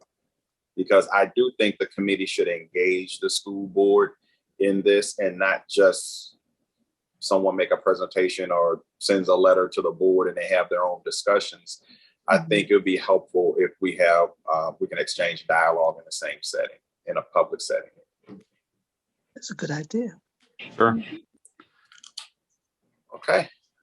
With that, go ahead. Can I just get clarification, Mr. Chair, do you want to extend those invitations, or are you expecting me to do that? I was hoping the sponsor would, but if you want me to, I can certainly reach out. I don't want to take control of your resolution. I'm just I don't view it as control of the resolution, but I mean, I'm happy to obviously reach out to Dr. Adams and others to have them come testify. I don't control their calendars though, but I will do my best. Okay, I appreciate that. So we will move on to any committee members have any announcements, just raise your hand. Okay, seeing none, all members were present today. Ladies and gentlemen, we've had a full day since 9 o'clock. It's now 12:34. I am going to consider the House Urban Development and Zoning Committee for February the 8th, 2002 officially adjourned. Have a good day, everybody.